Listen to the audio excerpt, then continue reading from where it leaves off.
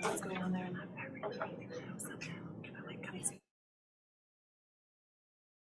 What's the word? made all the decisions. So This is it? I know one of them, like, you know, okay, this is it. It's so funny. She was trying to get an email for you. I'll text her and see if she wants to send it. Cake, beer, something. He deserves no mercy. I feel like he deserves no mercy. Olive German. Really. I know. I'm excited. Last one, I was trying to say. I saw it. So Frankie, is that right? What? Is this it? I think this is it for you. And then what happens next? Can you tell us? Tori, it's more of a what do I know? Tori and Mandy have been working on getting Coach Hunter appointed. I'm not sure where they are in that process because I know a lot was going on last week, but I'll find out and shoot everybody an email tomorrow. And I'll include you guys so you know.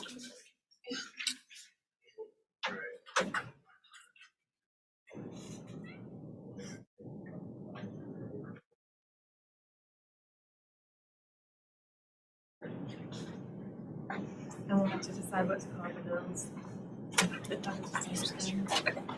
Yeah, that's gonna make things difficult.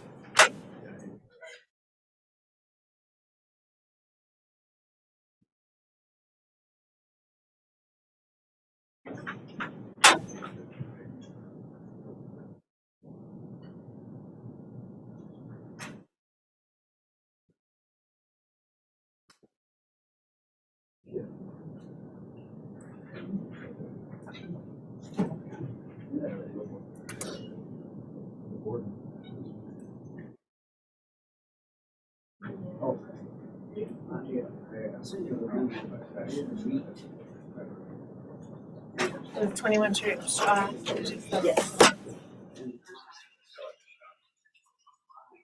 just wanted to make sure that we did have a consensus before it.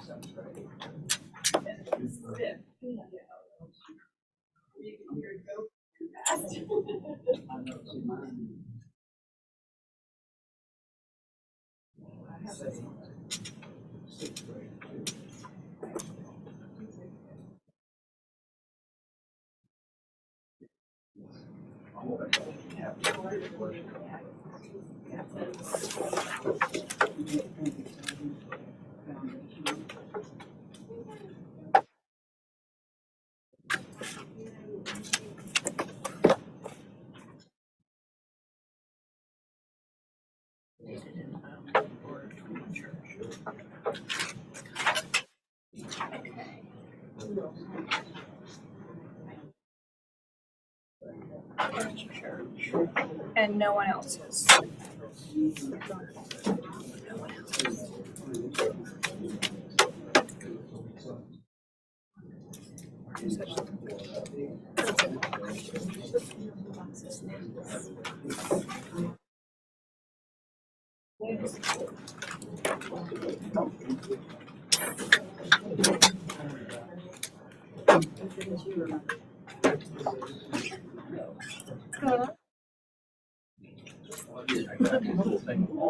Way out the door.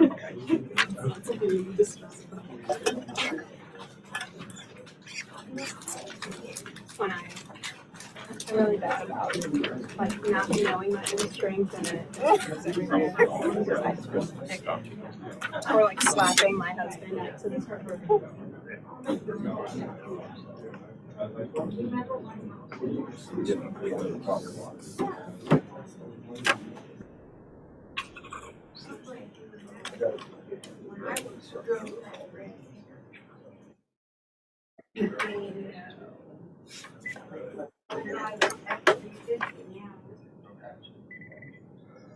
You know when you were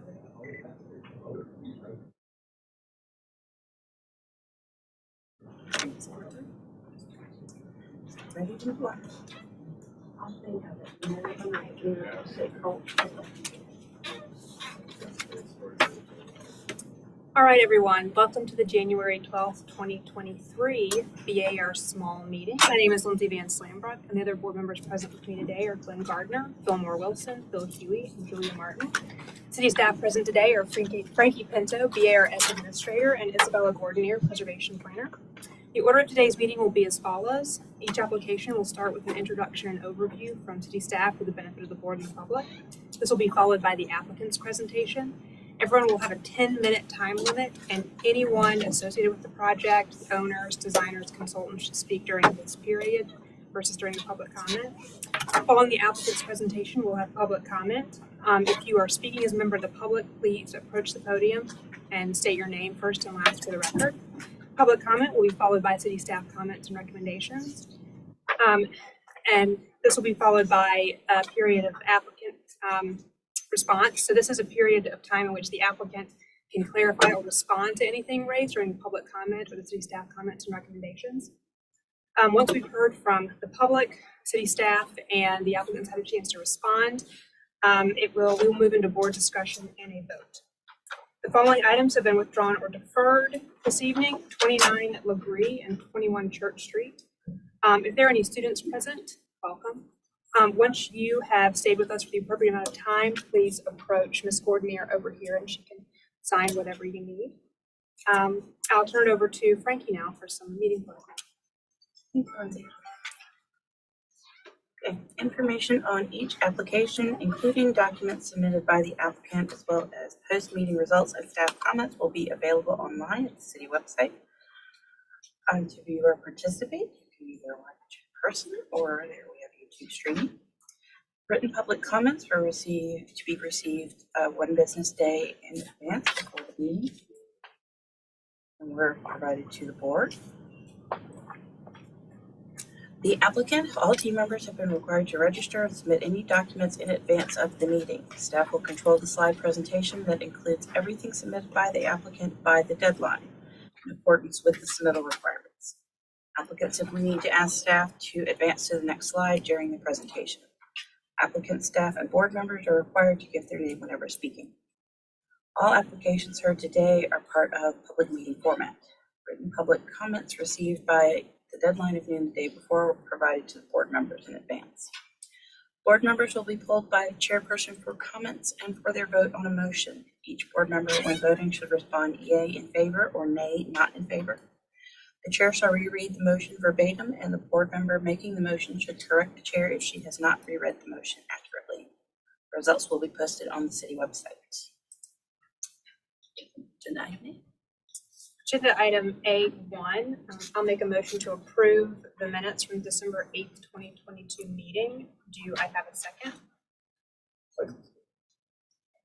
And all in favor say aye. Aye. None opposed, the motion passes unanimously. Okay, agenda item B1, 205 Gordon Street. Frankie, if you'll give us an introduction overview, please. Gordon is requesting demolition of historic windows. It is a category 4 in Wagner Terrace, circa 1945, in the historic materials demolition purview. This is the property's location on Gordon Street. Existing site photos. In the context of Gordon Street.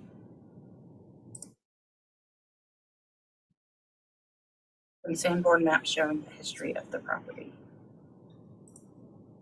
And we have the 2004 architectural inventory card. I will turn it over to the applicant. Hi, I'm Jenny. This is my house. We're just requesting to replace the front floor windows. During the most recent hurricane, the glass is separated from the sash, and so I have packing tape currently holding together and blocking out the elements, which isn't ideal. And it happened on two of the windows, so that's why we replaced both set on the front. And we're just requesting to replace it with vinyl versus wood, just for energy efficiency and ability to open the windows, because the windows are currently also have been painted shut since I've been there. That's it. Are there any questions for the applicant? We were just asking about the front windows, the four on the front.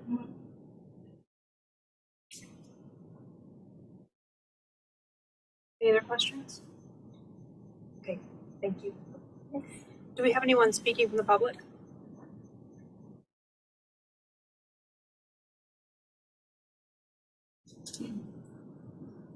Anna Catherine Carroll with the Preservation Society of Charleston. We appreciated the opportunity to visit the site this morning, and we agree it's unfortunate that these windows have been painted shut.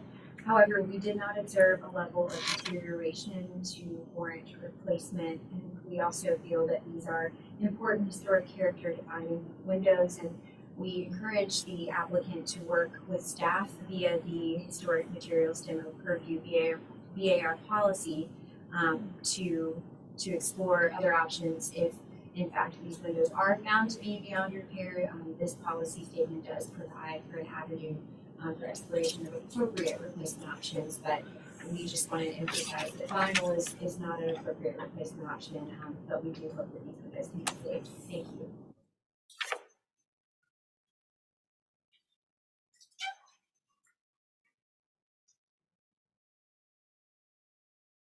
Wood Historic Charleston Foundation. We have the same comments as the Preservation Society in reviewing the condition of the windows at the site visit this morning. It appears that the windows are original and can be repaired. We respectfully recommend denial of the application, as the windows are character defining features of the house and important to retain. Do we have anyone else speaking from the public? Frankie, if you'll give us city staff comments and recommendations, please. Staff just wanted to make a note that should have been noted on the agenda as an appeal of a staff decision. Staff comment is that the paint can be stripped and the windows reglazed, or they can be replaced with appropriate in-kind windows per the VAR policy, and we recommend consulting with staff. Our recommendation is denial. Thank you, Frankie. Ms. Farrar, did you want to respond to or clarify anything raised in the public comment or the city staff comments? I mean, I'm not an expert on this area. I know the wood does seem rotted when you press your finger into it. It gives. So I don't know the level of repair versus changing it out. But I think it's more than just like fixing some pieces, and especially since the glass is down. But Thank you. Public comment in the applicant's presentation is now closed. We'll move into board discussion and a vote. I didn't make the site visit this morning, but I did go by and look at the house, and I agree that I think most of the windows are in a condition that could be restored, or if not, replaced in kind. There's 3 over 1s, and I think they're very character defining, not only for this house, but the neighborhood in general. Just within a block and a half of that house, I jotted down 214, 175, 119, 190, 187, all have these 3 over 1 windows. So they're character defining of this house, and they're also character defining of the street and the neighborhood. So I would be opposed to wholesale replacement, repair, or if they're beyond repair, an appropriately styled replacement is more in line with simply demolition. Agreed. And I'll just say that your house is super cute, and we all really liked it. And you might not know, but we've worked for a long time to come up with a policy statement that gives people in this neighborhood options for either repairing or replacing with something that is more or less the same. But there really are some good options for you to have a new window if you decide that's what you have to have. And I think you can just work with staff and figure that out. And that's kind of all I can think of. My comments are in line with the board members agreed. We were just out there probably a couple months ago for your next door neighbor, and very cute house. The VAR policy, I don't know if you've read it. We recently adopted it so that we could put some decisions like this in staff's hands, and you would be able to the extent you needed to repair them or replace them in kind. And so I think that's the important part here, the replacement in kind. So if you did want to, if staff thought that they were not able to be repaired, you'd be able to replace them just at staff level without coming before the board with a wood material. So the policy itself says that vinyl is not an appropriate replacement, but a wood replacement I think would be. And even aluminum clad. Yeah. So there are some options. And so before our board is just the demolition this evening, but I can't comment on whether they can be repaired. I won't claim to have that sort of knowledge. I'll rely on Fillmore or even staff or something like that. But my comments are in line with yours and Fillmore's that I would not approve demolition of these. I agree, and it looks like the Trone paint job is probably fairly recent, so that fresh blue paint could be covering up some rot that we don't know. So, in my mind, if it were deemed that they are rotten and need to be replaced, then any kind of replacement would be certainly appropriate. You might find it easier to replace it in wood anyway, because there are companies locally who can measure and replicate your sash basically exactly as is. It might be a little easier than even a clad product, which is going to come in more of a standard size. You can get custom clad, but more of a standard size may not fit your opening quite. There are local company staff that help you out that could basically replicate your sash if it was too far along. So I'll just make the only motion I think we can make, which is denial of demolition, and just recommend that you work with staff to find a good solution. We have a motion on the floor for denial of demolition. Do I have a second? Second. The motion to a vote. Glenn? Fillmore? Yeah, in favor. Bill? Yeah, in favor. Julia? In favor. Chair votes the majority, and the motion passes unanimously. Thank you, Ms. Ferrell. Thank you.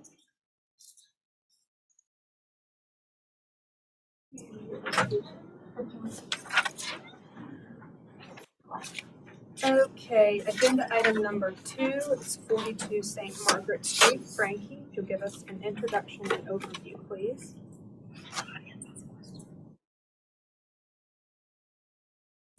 I'm sorry, I'm really old and I can't hear anything that anybody has said. I apologize. We'll speak Can up. I ask for everybody to speak up a little bit? I'm sorry. Yes, ma'am. I don't want y'all to treat y'all like you're my husband. But No, we will, and this is also it's on YouTube, so if we're not speaking loudly enough, I can't hear a thing. speak up. Hearing aids on order. Noted. 42 St. Margaret Street is requesting demolition of historic roof. It is category 4 in Wagner Terrace, circa 1930, in the historic materials demolition purview. The location on St. Margaret Street. The existing site. Some context of St. Margaret.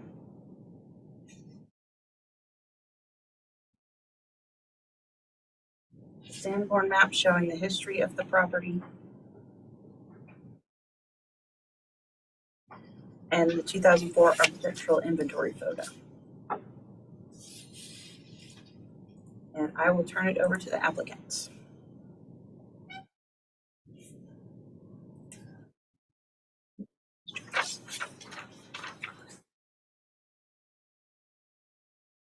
Good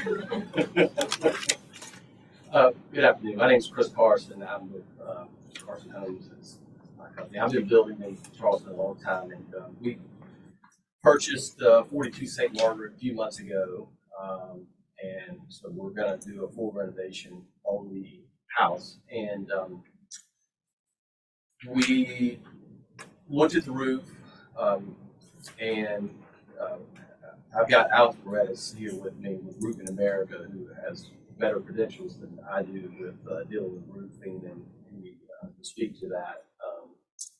But I had Alex look at the roof that's on there now and determined that it was, I noticed initially it was rusted really badly, and it's got a few leaks in it. And so I had Alex come look at it and give me his opinion of the condition of the roof, and he determined it beyond repair for him. He does a lot of downtown work, so I'll let Alex speak to that. But so what we're proposing is to take the roof off and replace it with architectural asphalt shingles. And the reason why we're doing shingles is, well, I've looked up and down the street, and all those homes are built in the same, I assume, time period. And shingles are very well accepted in that area, obviously. So that's the material we would like to go back with. And I don't know if you guys have photos. I submitted photos of the condition of the roof, and you can see a lot of surface rust. I mean, unless you really get up on it, and we did some non-destructive checking with the roof, it's rusted throughout. It's very obvious in some of these photos, and some aren't. But anyway, so that's what we're asking for. And again, if you can see across the street, you see the existing homes all around. Shingles are widely used in that area, so that's what we would like to go back to. I don't know if Alex, you have anything to add, or? Well, it's hard to find the shingles anymore. They're metal shingles. They're not available. It's not underlayment under this roof. It's rusted underneath, and it's going to be hard to repair the roof. And let me add that as a builder, I know several of you in this room, and you know, reliability and stuff. What I'm concerned about, obviously, is trying to patch it or do something to it, and then potentially have the liability of not being able to repair properly, and whoever buys the house, you know, have a future problem. But I've been building a long time. I very much value the preservation of Charleston. Been in Charleston almost 40 years, and so we make this request only because of the condition of the existing roof that's there now. Thank you, Mr. Carson. Do my fellow board members have any questions for the applicant? Can you verify when those windows on the side elevations were installed? I don't know. We bought the house just a few months ago. I have no idea when any of that was changed out. We haven't done anything to change the windows or anything. I noticed the side elevation windows are vinyl, the front are wood, but you get these houses, sometimes somebody did something a few years ago.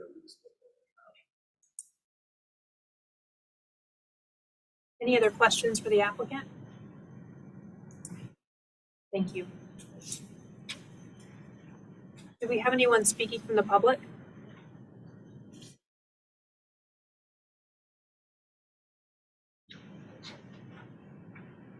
April Wood, Historic Charleston Foundation.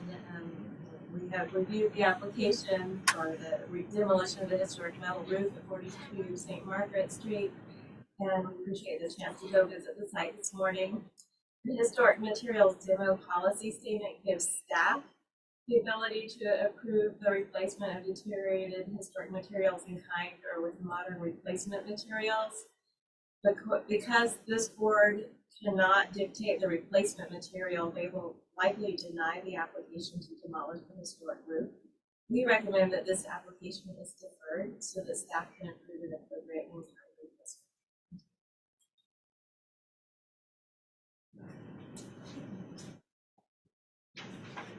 Anna Catherine Carroll with the Preservation Society of Charleston. We have the same comments as Historic Charleston Foundation, and working with staff, we advise that the applicant revisit the replacement material proposed to be compatible with the historic character defining metal roof for the policy statement. Thank you. Is there anyone else speaking from the public? Frankie, if you'll give us city staff comments and recommendations, please. Okay, this, we just wanted to observe was just another sort of appeal. Staff comment is that if the roof can't be recoded, which I understand from what the applicant was saying that it sounds like it cannot, then we're recommending repair or rather replacement to match with an appropriate in-kind roof material per north of line policy, and just consulting with staff as needed. Staff recommendation was for denial. Thank you, Frankie. Mr. Carson, did you want to respond to or clarify anything raised in city staff comment to the public comment? Well, And if you could come to the podium, only because Sure. it won't record. Well, again, Alex has been doing roofing, I don't know how long, and there's not material that he's aware of to like that. I mean, this is a different type of metal roof. I mean, I know in downtown Charleston, there's a lot of standing seam, and he does a lot of these historical renovations. And the problem is we're adding on to the house, and there's no like kind of material that is even available for what's on the house now. And again, I see up and down the road architectural shingles on a lot of houses. I mean, so it's not that we wouldn't be in keeping with what's in the neighborhood. And again, I wouldn't make this request if the roof wasn't in the condition that it's in, but we've got an expert that has stated that the roof is beyond repair, and which he does these repairs. He's very familiar with that process. So that's the only reason we're here, is because we come up with no other solution to repair the roof or to come up with like kind of material. So therefore, we were requesting that we just replace it. Thank you, Mr. Carson. All right, the applicant's presentation and public comment is now closed. We'll move into board discussion and a vote. This gets into a similar issue we had with the prior application where the policy statement allows staff to approve in kind, although I understand what the applicant has pointed out, which is there no in-kind replacement. And I can't comment on that, so I'd like to hear from staff or fellow board members as to, because we had this same discussion on site this morning about the in-kind replacement. So that's where I'll stop. Can I clarify with staff, if they're appealing the decision, what was the decision? What was your recommendation that they do? My understanding, and you can correct me if I'm wrong, Isabel, was that you applied for a permit for shingles? We did. Okay, and staff would have said we cannot approve that, so that if they wanted to move forward with shingles, it would have to go to the board. Because it was not an in-kind replacement. Because it was not an in-kind replacement. I'm not sure who on staff dealt with it in the permit center. Right, but if you were going to recommend a material that you would accept, did you have some in mind, or? Since the only material I'm familiar with that is similar is a decorative metal tile, and we would consider that an upgrade, we would look at a hand crimped galvalume roof as an in-kind replacement. I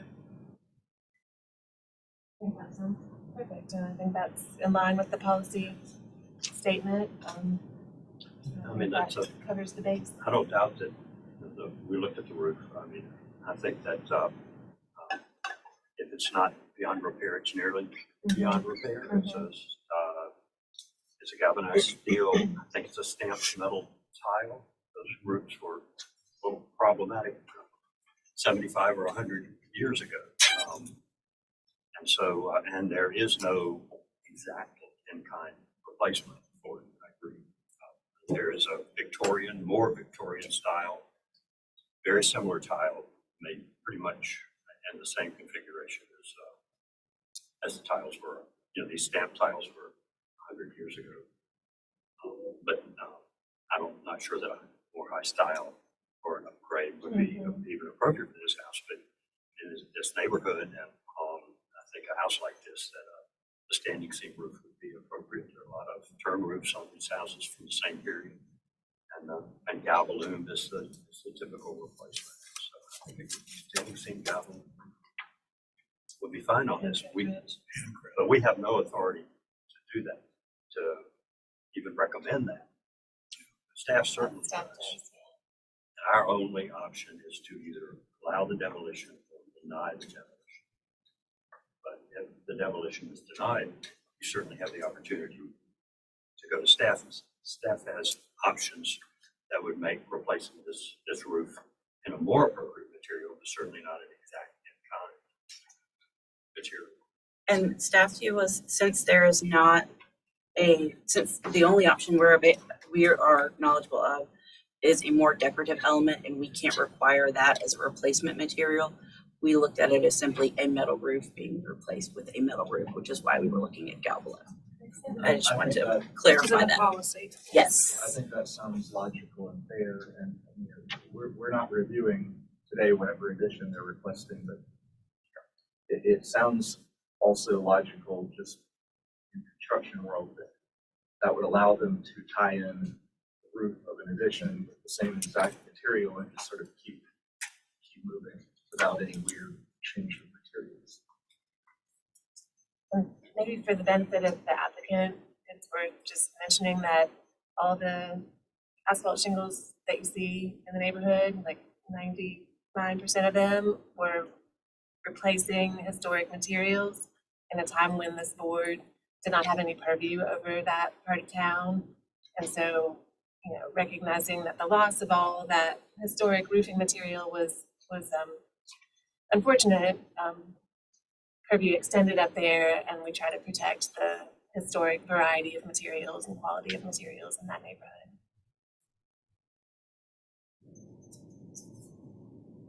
So, like the last application, I think I would make a motion for denial of demolition of the metal roof. We have a motion on the floor for denial of demolition of the metal roof. Do I have a second? Second. Motion to a vote. Glenn? In favor. Phil? Yeah, in favor. Julia?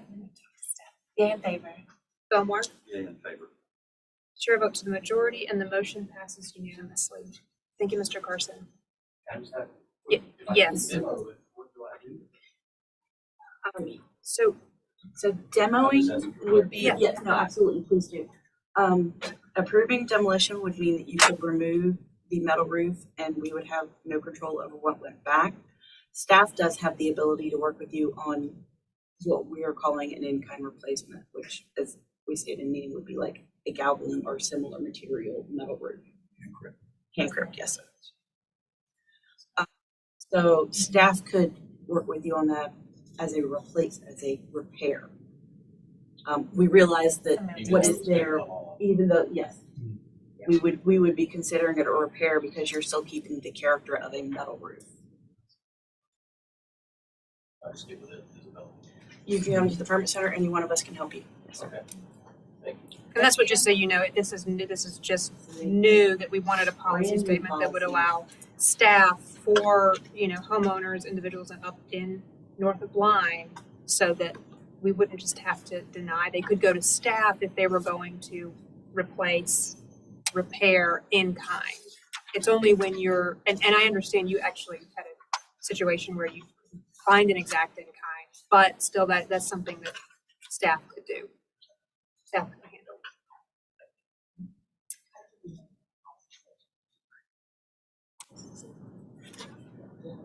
Okay, agenda item 386 Alexander Street. Frankie, if you'll give us an introduction and overview, please.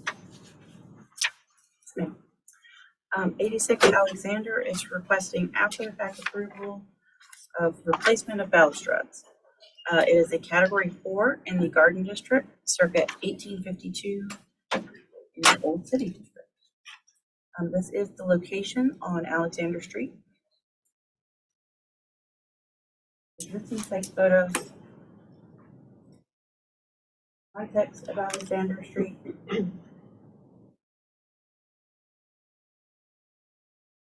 Sandboard map showing the history of the property. 85 architectural inventory photo. I will turn it over to the applicant.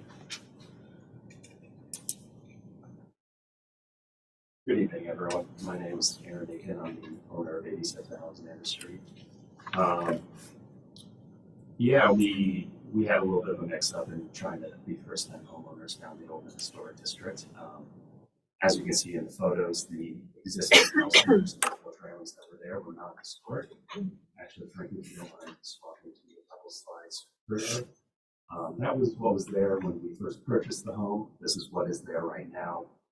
Obviously unpainted and unsanded, since we halted all work until we got the approval on the project. Frank, if you go one more slide, you can actually see some of the porch railings on the back home, which we have left untouched right now.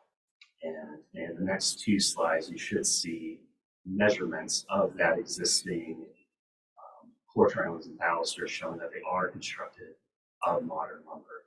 So none of the existing porch railings were historic. Do my fellow board members have any questions for the applicant? Thank you, Mr. Aiken. Do we have anyone speaking from the public?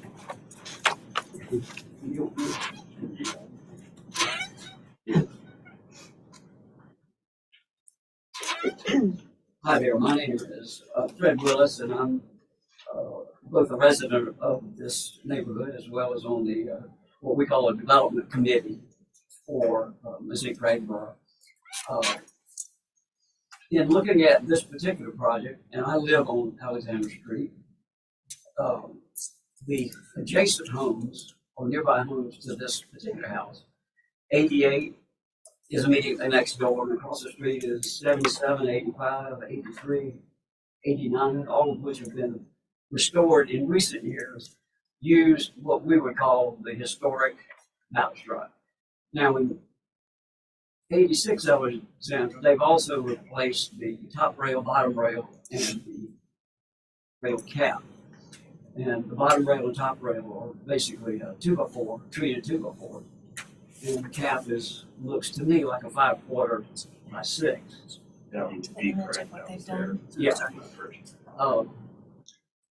And so you see there the composition. What we would like to see is simply a more accurate representation, similar to what other homes on that particular block have done, using what we call even to the composition of having the proper rails and cap. And I know all of these materials are readily available.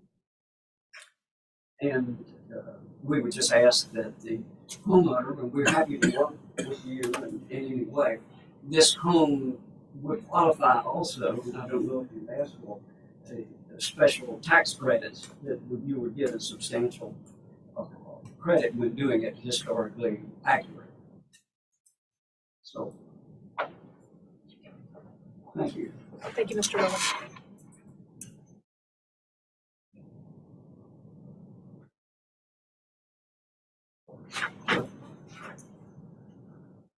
Captain Carroll of the Preservation Society of Charleston. We recognize and appreciate that what was existing before was not historic material. However, the new balustrade that was installed appears to be a stock product, and the board should require its replacement with a more historically appropriate design. Specifically, historical evidence or neighborhood precedent should be used to determine the height and profile of the new balusters. So, in agreement with the Mississippi Craigborough Neighborhood Association, we ask the board to deny this request to allow the applicant to produce documentation of the historic piazza or otherwise study other examples. Thank you.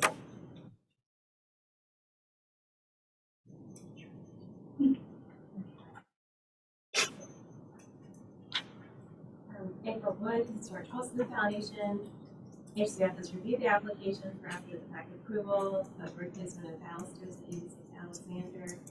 Although the existing balusters do not appear to be historic, the square style of baluster was present on the building for the architectural inventory in 1985. The piazza at 86 Alexander is a character defining feature and changes should be carefully considered. The Secretary of the Interior standards state that changes that create a false sense of historical development, such as adding conjectural features or elements, will not be undertaken. Unless the applicant has evidence that the newly installed balusters match the original balusters, we recommend denial of this application. Mr. Willis's suggestion of using neighboring properties as an example is a good one. We recommend denial. Is there anyone else speaking from the public? All right, Frankie, if you'll give us city staff comments and recommendations, please. Staff is not opposed to replacing the balusters as the previous were not historic, but the proposed design is more likely to be found on interior door spindles. And we suggest researching the original baluster with any historic photos or finding inspiration and precedent on similar examples in the neighborhood. Staff recommendation is denial. Thank you, Frankie. Mr. Aiken, did you want to respond to or clarify anything raised in the public comment or the city staff comments and recommendations? Yeah, I would actually. If you could approach, please. Yeah, sorry. We did actually end up looking at the homes around us for clarification on what would look a little nicer for our neighborhood. We did find several examples in neighboring streets, at least 2 or 3 matching our existing baluster. We did look at the balusters of our neighbors, but quite frankly, they were 10 times the cost per baluster, and we have a lot of money having to go into the plumbing and interior work to make the house safe for us.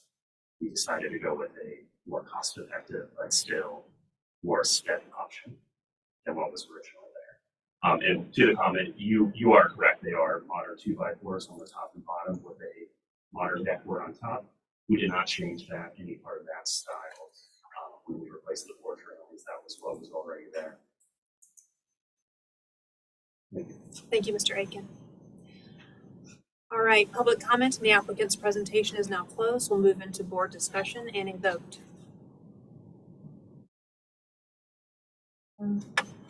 First of all, congratulations on getting a house in that location. It's great. But I would have to agree with staff and the preservation groups that if you need to replace these existing balusters, then you should sort of follow suit with what's there unless you have some historic evidence that they were turned balusters, or if you wanted to make a case that you wanted to turn balusters of a similar quality and design to the neighbors. Because I know there are a number of turned baluster piazzas there, but if budget is the overriding concern, then I would say you should just replace them with the simple square pickets that are there now. Yeah, I guess the only thing I would add would be if you find evidence, that's great, bring it in.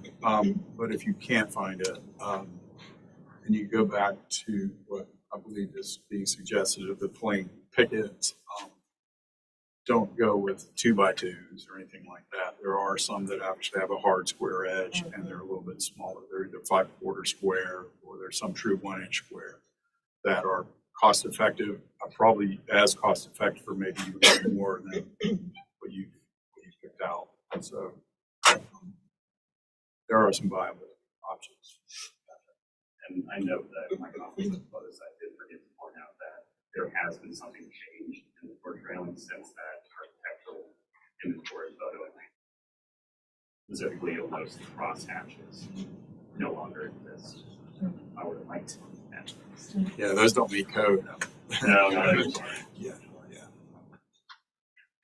I guess my only follow-up comment would be to take care not to, if something is getting undone or redone, take care not to do additional damage to, with regard to, I don't know if these rails have been mortised into the columns or if they're attached on the surface, but it would be detrimental I think we'd be taking a step backward if we would have to remove what is there if it's mortise into the column and then leave a gap in the column that then had to be repaired.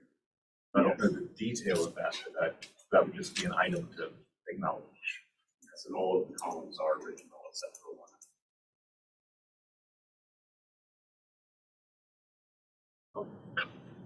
I agree with what's been said prior. I don't think I have.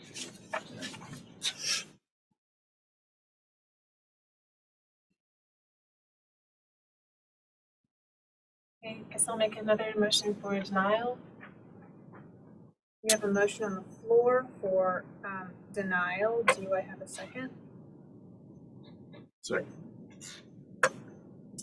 Bill, put the motion to a vote. Glenn? May I clarify, that would be denial and then they just come back and talk to staff about. Denial as submitted. Can I amend that? That's- okay. Second? Denial is submitted. Bill, do you still second? I do, and I think what you were saying is if you can find some historic evidence of a different profile baluster present to staff, that's some staff would review and approve. Yes. Yes. So if I'm up, I would vote in favor of denial and submit. Okay. Fillmore? And favor. Julia? In favor. Bill? Yeah. Chair votes with the majority and the motion passes unanimously. Thank you, Mr. Aiken. You might ask one of the. We don't want you to leave here confused, so please do. That would be helpful. As far as next steps are concerned, do I just need to bring staff a suitable replacement? I don't want to rip off those four trailers until I have something. Yes. Would that be correct? Is there a time frame that you need that in, or just before I finish the project? Before you finish the project.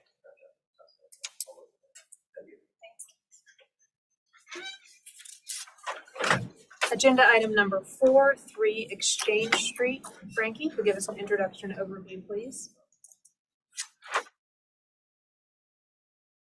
Exchange Street is requesting after the fact review of a decorative feature. The property is not surveyed in Charlestown circa 1966 in the Old North District. This is the property's location on Exchange Street. Existing or a previous site photo. Context.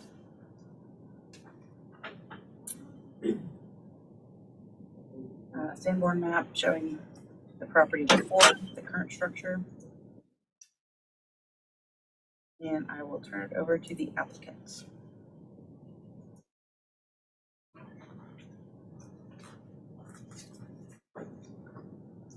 Thank you, everyone. My name is Bob Napasadeva, and I've been in South Carolina for 35 years. I was born in India.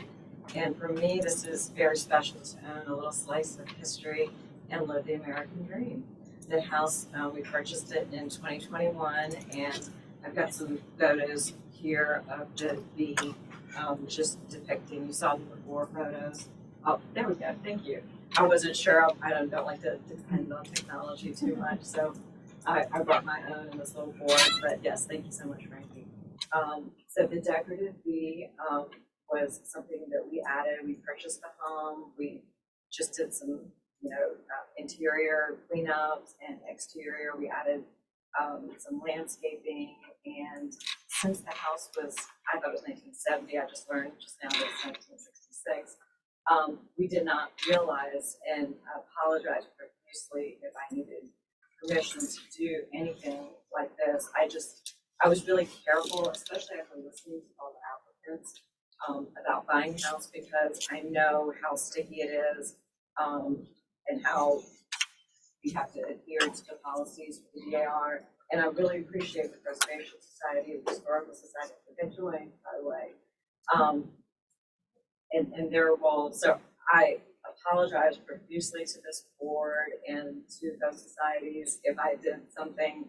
I got a letter and I responded immediately. It went away for a year. I thought we were okay. And then I got another letter again about the V. So I sent in a written statement addressing the context of the V. It's our last name. It's our little way of getting a little piece of Charleston. a little piece of history for our family. We're hoping in another 35 years, Pasadena will be the old Southern name. And we just wanted to beautify and uplift the neighborhood. I think also I sent a video showing that the V is not something by a front gate. It was actually a gift from one of my husband's patients, and they made it in their metal workshop in Columbia, and came here and put it up along with the window boxes. And then I feel like it really did help elevate the home. From the before picture, you can see the before picture is just very, very plain. And maybe that's part of the aesthetic, you know, everyone has their own. But if you look around, and you did show the context photos, that I was really trying to play off of what my other neighbors had. I love the history of Charleston. I love the ironworks. I thought, oh, a plain little sad house that needs a little bit of love, a little bit of Pasadena zhuzhing up. And so that's the reason we came up with the concept and why we decided we wanted to put the V, because that was just our way of putting our own personality into it. Again, I apologize. And I didn't even think of it as signage or decorative, because I looked around at my neighbor Kay Bachman's house here on this board, and you could see, and she's got beautiful gates, which I don't have in this little house. I don't have room for gates. This was the only thing that I could think of that was brought up by a decorator that we could do to just kind of uplift the house and say, hello, we are here. And I know I'm not supposed to say, hello, I'm here, but you know, I can't help myself. I'm just excited beyond belief to own a little piece of history. And I've met some really amazing people along the way. I won't use up the whole time because I think they can speak to the process a little bit more. And they helped me along the way as far as the exterior for the planting of the gardens. So really did want to be in keeping with the city and the area. So if I can defer my time a little bit to them.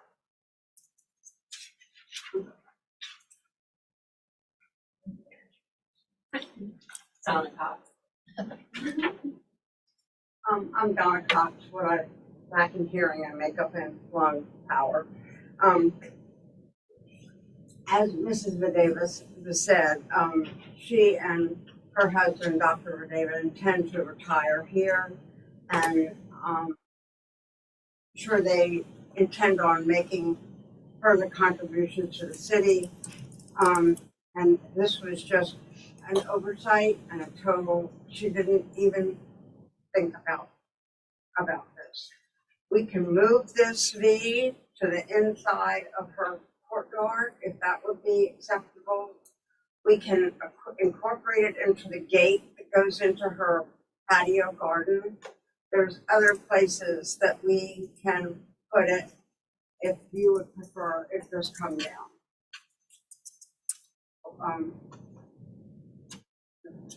Up to y'all. I don't know if you can see this or not.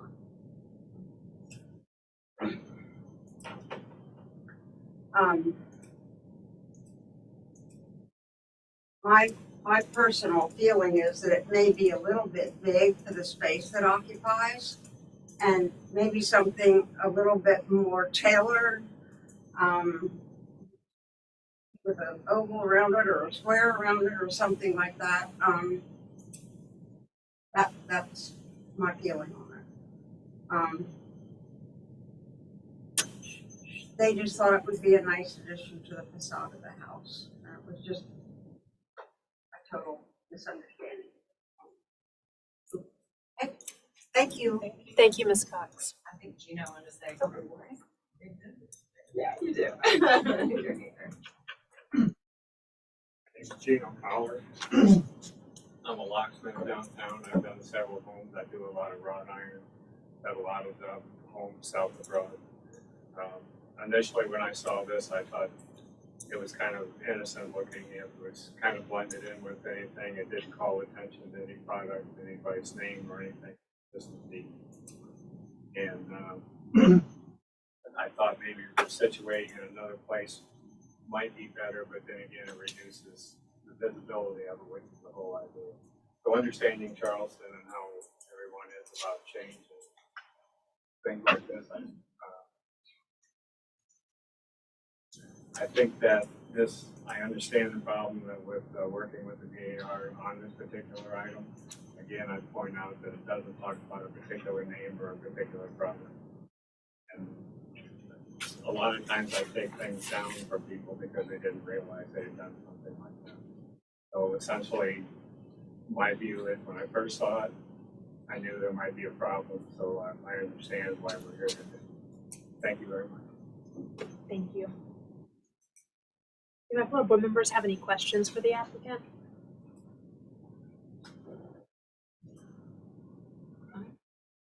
Thank you. It's Ms. Vasadeva. Vasadeva. Do we have? Can I close with? Oh, yes, certainly.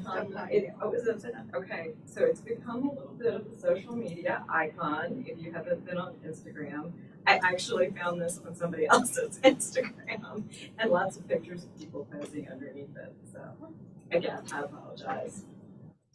Thank you. All right, do we have anyone speaking from the public?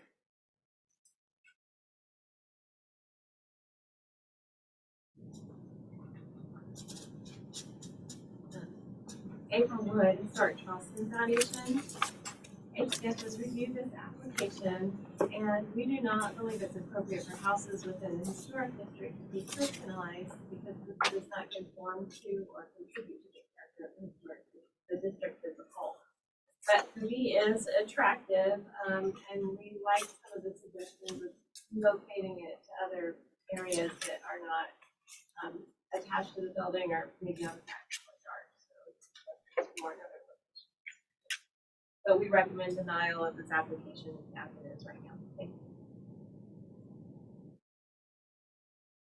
Anyone else speaking from the public? Frankie, if you give us city staff comments and recommendations, please.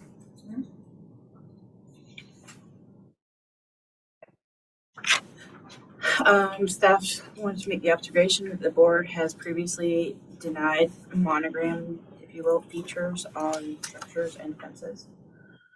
Staff comments that the feature can potentially cause damage to any historic brickwork or brickwork in general.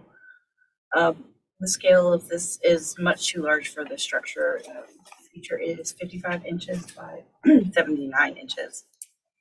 And that it can be misconstrued as signage on the residence. So staff recommendation is denial. Thank you, Frankie. Ms. Vasadeva, did you want to respond to or clarify anything raised in the public comment or the city staff comments and recommendations? Sure. First of all, it's not a historic building, so damage to historic brick, I don't quite understand. Scale, I understand, but that's a matter of aesthetic. You know, I like big hair, you like flat hair. I mean, it's just very, very, very vague, and I think that's really open to a lot of interpretation. And I really do believe that, and I don't know how anybody could misconstrue via signage when I think you can see on this photo that I pulled off the internet before I bought the house when it was for sale, there was an actual for sale metal sign in the exact same spot where, you know, where the V is. And that's kind of one of the reasons I thought, okay, well, it occupies this space. And while I appreciate the board and I apologize for doing this, I am a little sad to hear everyone that's come up there before has been denied. I think I feel like everybody that came before me, we're all trying to do something better.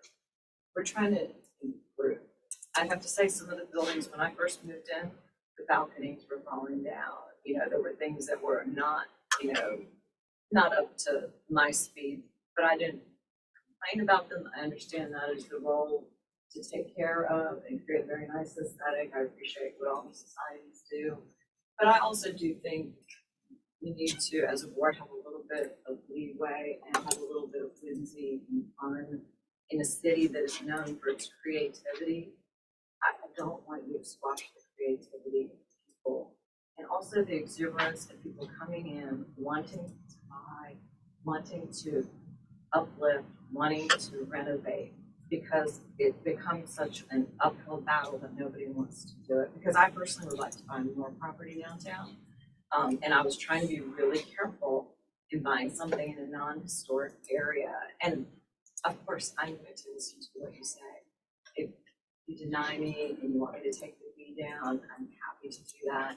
I would really prefer a little bit more constructive than these comments. I would really love to perhaps move it to the side facing the road, the side facing the parking lot. I mean, I've thought of different ways to kind of move it around.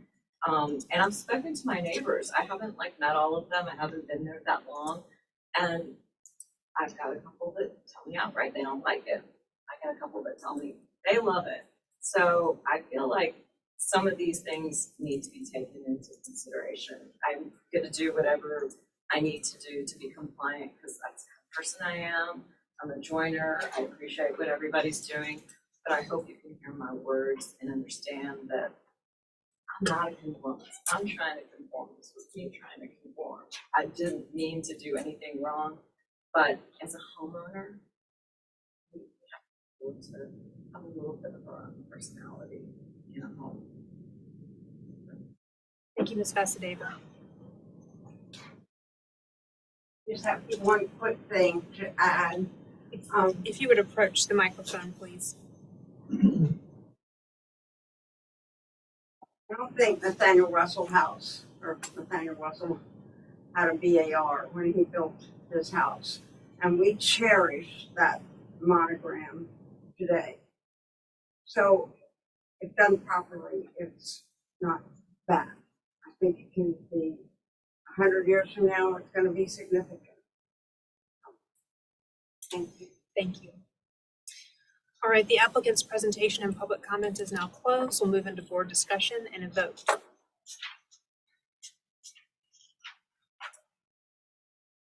I guess I'll just throw in about the issue of historic.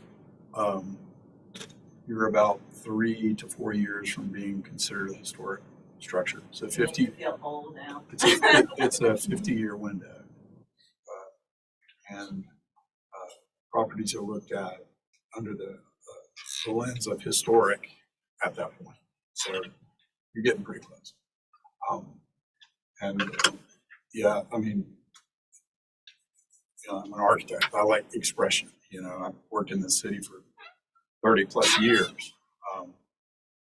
and found a way to express things. This is just a bit striking. And I think the other thing maybe to consider, just the whole philosophy of things is, especially in the historic district, consider yourself a steward of the building and keep it up and pass it on to the next, in perpetuity. That's the idea of these things. I appreciate the idea that you want, to kind of have a personal effect. But I do think this size and attaching it to the building is a bit too.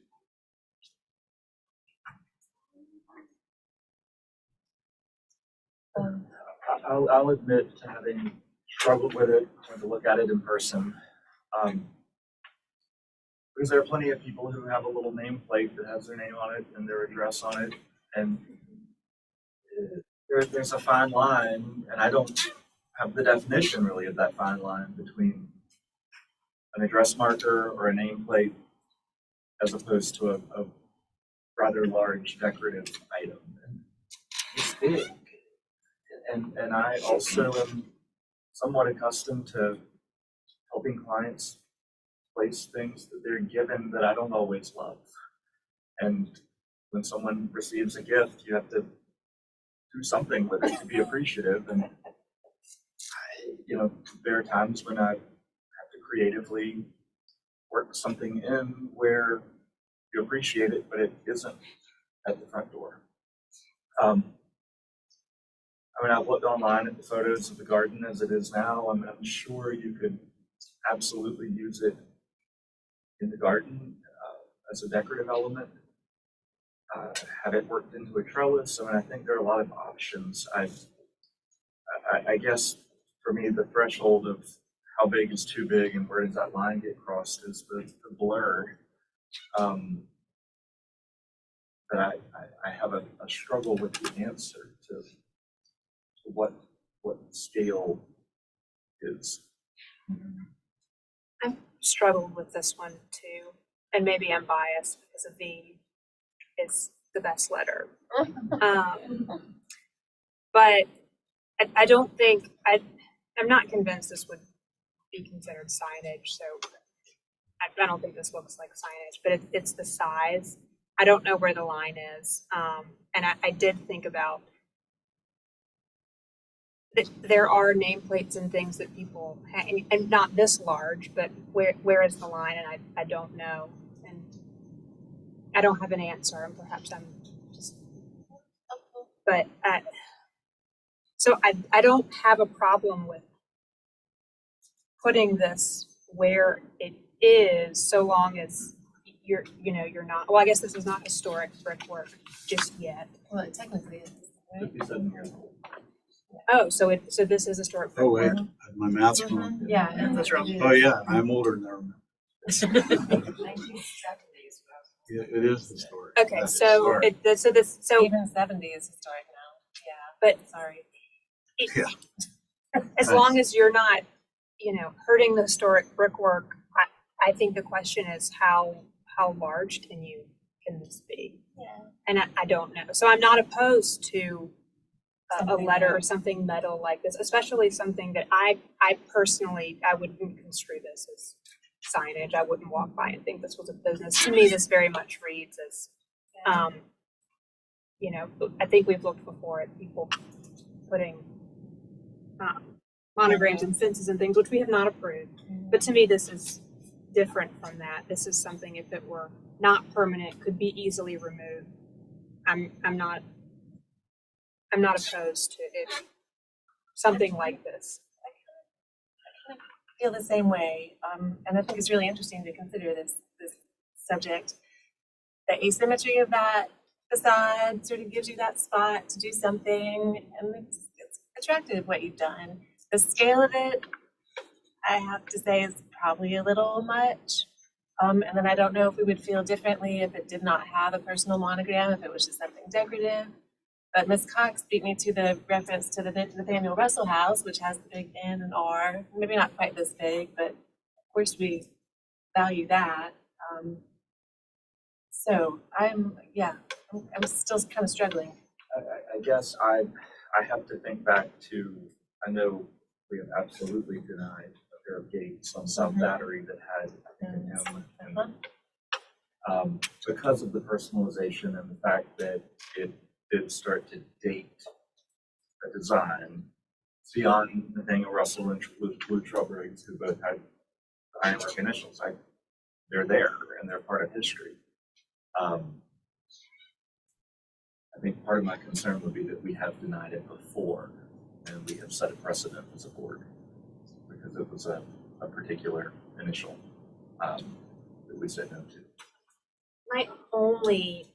The only reason that I'm seeing a difference here is that the fencing would be something, someone isn't probably going to remove their fence. It's much more difficult. There's more of a permanency to a fence, and this is removable, right?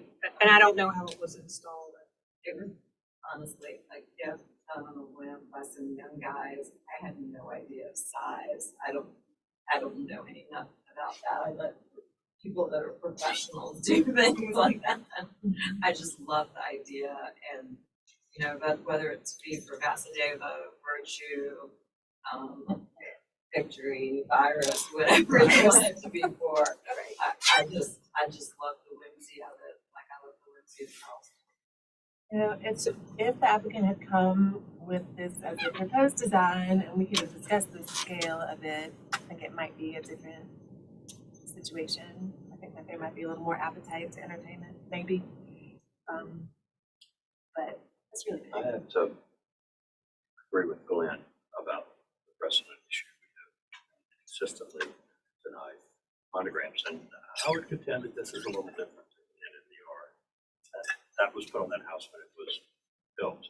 Even though this house is theoretically not historic, our decisions about the historic district apply to the district, not just to specific houses. And Nathaniel Russell built the house and put his name there. That is now historic. And there's a difference between a house you buy in a historic district that is 200 years old and when that house was built. And as Bill said, you sort of have to approach this as when people buy historic houses and or in a historic district, you are stewards. And your steward's not really just of your house, but of the district. And so I think there is a difference between, for instance, if this were a 175-year-old house and someone bought it and then put a monogram on the side of it, that's not the same as Nathaniel Russell, his initials in the house he built. I think there is at least a subtle difference there. And we've consistently said on structures, and mostly it comes on gates and fences, and that monograms are not appropriate. And I really can't view this anyway but a monogram. And beyond that, I think it's certainly appropriate maybe somewhere on the property. And I think it could be worked into something that's less visible, sort of less imposing. But I do think it's a little overwhelming. It's attractive. It's a little overwhelming. I do see it as a monogram. And I think in general, it is reversible. So is it modern iron gate. So I think at that scale, in that location, on this house, I could not support it. Belabor this too much, but I'm curious, Fillmore, would you feel any differently if it were smaller and didn't have a letter in it? I don't know. I start thinking that there are certainly decorative features that can be done to a house that are appropriate. And so it sort of becomes less and can read more as a decorative feature and worked and was appropriate. I probably wouldn't be opposed to it. It's difficult for me to read this anyway, but as a monogram and as large. And so you put the two together and it's a little too much. I was curious where our discussion would go on this. And one would presume if she ever sells the house, she would take it with her. You can't mandate that. I mean, and then we can't mandate that the next person take it down. That'd be Lindsay. Again, if it were a small plaque with a B, the entry with a 3 under it or over it, beside it or whatever, I think this discussion wouldn't be on the agenda. And ultimately, I think I would recommend that it goes to a less conspicuous location, but I feel like there's a home here for it. You have garden walls, and I think there are plenty of places that it could be utilized. And I guess I'm trying to say it's not something that I feel like I wouldn't want anybody to think we're saying you need to throw this in the trash. And it was a gift and it's pretty, it's just a matter of where is the appropriate place for it.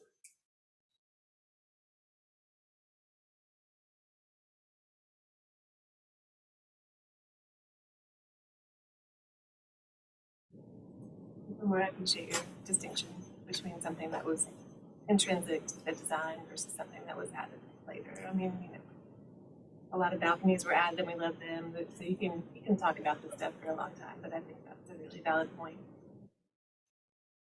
Taking another denial motion. I'll make a motion for denial as submitted. Okay, we have a motion on the floor for denial as submitted. Do I have a second? Second. Bill, with the motion to vote. Glenn? Not fair because I got called on the floor to go first. But I will Julia? I'll vote with the motion, but encourage the applicant to meet with staff and determine an appropriate place on the property. That's why it's asked, Which as submitted, yeah. There's a place for So did you want me to skip That's okay. 4? I'm with the motion. Okay. Julia? Same. Fillmore? Yeah. Bill? Yeah, in favor. I vote nay opposed. So the motion passes 4 and 1 against. Thank you. And I'll work with y'all, hopefully maybe on the side of that for a smaller. Thank you. Okay, agenda item number 6, 141 East Bay Street. Frank, you could give us an introduction overview, please. 35? 6. Oh, I'm sorry. 48 Alexander. Another Oh, yes, 48 Alexander. I apologize. Frank, if you give us an introduction overview of, I'm clearly on the wrong, yeah. If you'll give us an introduction overview of 48 Alexander Street, we are on agenda item number 5. I apologize. 48 Alexander is requesting conceptual approval of mural and signage on north elevation. It is not surveyed, circa 1939 in the Old and Historic District. The location on Alexander Street. Previous site photo, the building has since then been painted gray.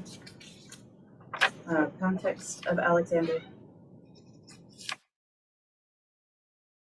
And Sanborn maps showing the history of the property.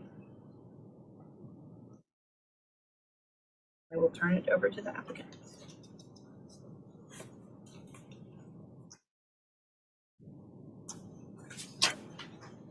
My name is Joanna Peters. I'm the owner of Drive Cycling. This building is just a stone's throw away. And you previously approved us to paint the building gray and the windows black, which we appreciate. I think if you walk by a building that was actually approved for demolition a couple of years ago, has kind of come into its own. So this mural, the entrance is actually on the side. We don't use the front. I wanted to keep the facade so that people could walk by it. So the entrance is on the side, and we really wanted to give some sort of direction for people as they were coming into the building. I thought it was appropriate. Wall murals have really come into their own, especially in 1939. There was a World's Fair presentation on wall murals, including signage, which kind of is a throwback to the building. So this was something that I came up with my marketing team, and we actually had a much different idea with like palmetto fronds and lots of things, and we really tried to tame it down as much as we could because we wanted to kind of fit with the neighborhood and the aesthetic. Thank you. Do my fellow board members have any questions for the applicant? Just quickly, has that deck area been renovated at all, or is that? It's not. It's half owned by the city, Gotcha. so we can't actually touch it. We'd Okay. love to in the future clean it up a little bit, but yeah, I mean there aren't paint cans and it's very clean now. But thanks. Any other questions? That's my cut through to watch the TV, so that needs to remain there. Oh, we want to keep it. I'd love to. The railings are a little bit rough on the sides. I'd love to kind of clean those up in the future. That might be another great argument. Any other questions? Thank you. Do we have anyone speaking from the public?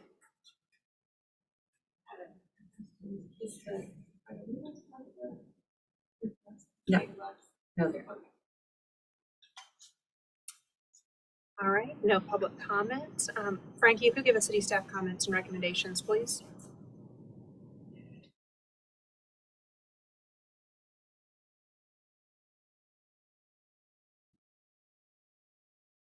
Sorry, we had a lot provided.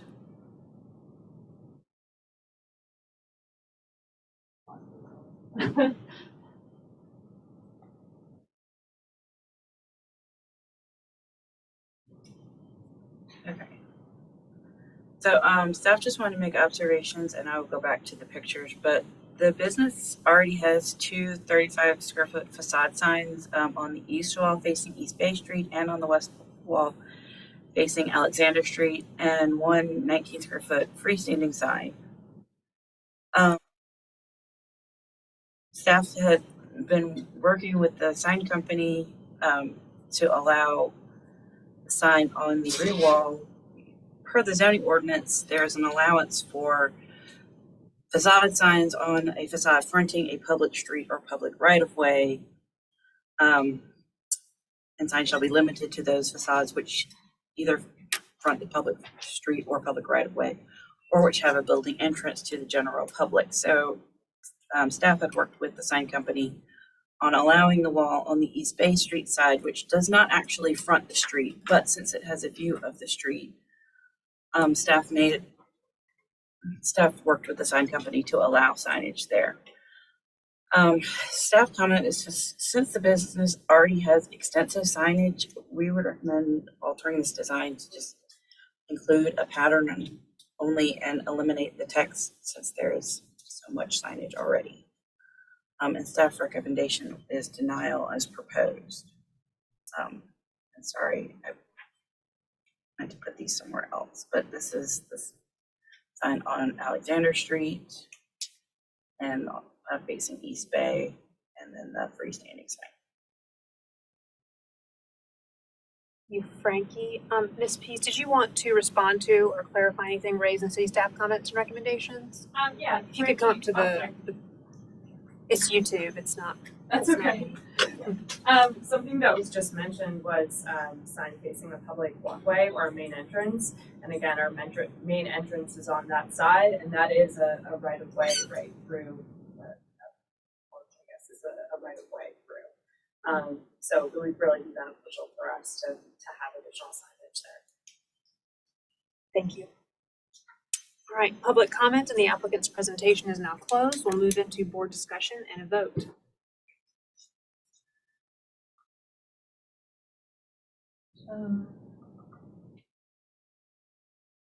Well, it sounds like staff has facilitated signage on the east side that wouldn't necessarily be allowed under that rule of facing, right? I mean, Yes. so are they automatically entitled to have even more signage on the north? No, they're not automatically entitled to. They are typically limited to only signage on signs facing a public right of way or an entrance. In my experience, I don't know any businesses downtown that have as much signage as you do. I think it's pretty great, including the big one that you see from East Bay from a business point of view. And I kind of like staff's idea of contemplating the graphics without the additional official signage word. That might be a good compromise that I could deal with. And I want to say that the building looks really good. I'm glad it wasn't torn down. Yeah, I agree with that as well. I honestly questioned how it was going to look great, and it looks really good. And yes, at some point we have to drop the fact that it was approved, we know, under a different owner and at a different time to be demoed, but it didn't get demoed. And I think we all struggled with that demo approval long ago anyway. And the presence of the building on the street are valuable now that it's been kind of reimagined. I don't at all have a problem with the graphic. If the graphic would be acceptable to the applicant, I think the graphic kind of is a bit of a fun, whimsical, erasable thing on that bit of a recess right there. Agree. So you mean the graphic without the logo? I agree. I think it's kind of would actually be a neat sort of graphic to have back there, and it would tie into the rest of the signage. And because you've got signage on the other sides, I don't think it's necessary to have that logo. So I know I'm not opposed to the graphic at all. I think it would be really nice. mean, I feel like people would have seen her name either Right. from East Bay or from Alexander. And so then that graphic would help draw one to the, Where's the freestanding sign? Also on Alexander? Yeah, it's like, we reused the old church. Oh, gotcha. The whole sign there. Yeah, I'd say I agree, and, it looks like that, the graphic to, can you go to the graphic is, and, well, the proposed sign and graphic, looks, Back at the beginning of that. yeah, and the thing that, I think the graphic, without the sign works, and the other thing that is kind of clever that your graphic designer did is actually they did work in that part of your logo into the graphic. So there's a little bit of a tie in there by virtue of getting the graphic. And I think that I agree with the other comments that have been made regarding that. I would even personally be okay with her keeping the designy part to the left of the J. Right under the window? Above the Like the window? logo to the Yeah, sign. to me, that would be part of the graphic, just minus the wording. Center that between the windows? Yeah. It's the same as the individual Graphic. graphics. Yeah, you're kind of beating the system with these graphics. The most signage of any business. I'll make a motion for denial as submitted, but word recommendation for applicant or staff for the installation of graphics without the letters. Approval of the graphics without the letters? No. Sorry, yeah. Should- Let me reverse myself. I'm gonna make a motion for denial as submitted, but word approval of the graphics without the letters. Denial as submitted. So a motion on the floor for denial as submitted, but approval of Graphics without the letters. the graphics without the letters. Do we need to do a final review by staff so that they could, Sure. when, I didn't make a motion, your then you have to say. Yeah, I think she just needs to update right, that. and we don't, Staff, we don't need to see that. board is not. We'll send her the symbol. Okay, so we have a motion on the floor for denial as submitted, but approval of the graphics without the letters and final review by staff. Do I have a second? Second. Julia. I'll put the motion to a vote. Bill, Yeah, Trevor. Fillmore, Yeah, in favor. Glenn, Be in favor. Julia. Yeah, in favor. Chair votes to the majority and the motion passes unanimously. Thank you, Ms. Pease. Thank you very much. Okay, now we're on agenda item number 6. 141 East Bay Street. Frankie, will give us an introduction and overview of the project, please.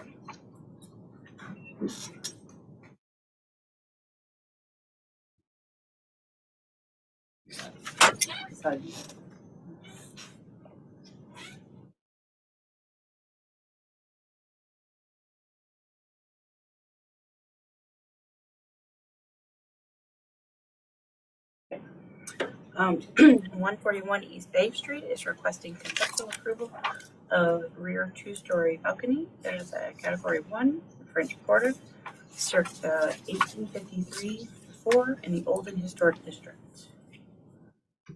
This is the location on East Bay Street. Existing site. Text photos of East Bay. And Sanborn maps showing the history of the property. And I will turn it over to the applicant. My name is Glenn Keys. I'm the architect for the project. We came before you about a year and a half ago to discuss the facade of this building. And we've since restored the sandstone facade and have rehabilitated all the exterior envelope to the building, including the roof monitor, and the modern addition on the rear. The back third of the building was built in 1970, concrete block. So the exterior work is complete. We're now starting to work on the interior of the building. As such, we're required to have a second means of egress. Frankly, we could go to the Where did you want it? I'm sorry. go to the next slide. Okay, you can see the addition, the addition is the peak stucco. We're looking at it from State Street. This is the only vantage point for it. And we're proposing a metal stair to provide egress on the second floor of the plan. Can you go to the floor plan, please? Yeah.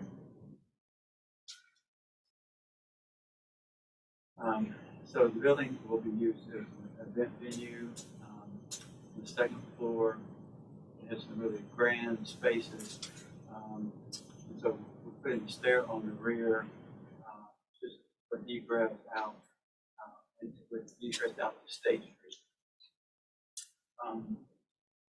Go to elevation, please. So simple stair, kind of create a little bit of character to it, just a metal stair, and proposing attaching to the concrete block walls, and then opening a doorway to the center.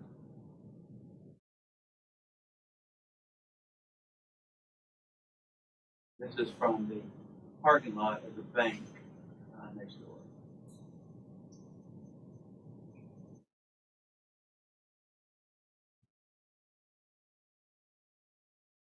You see it peeking over the top on the right from the north side.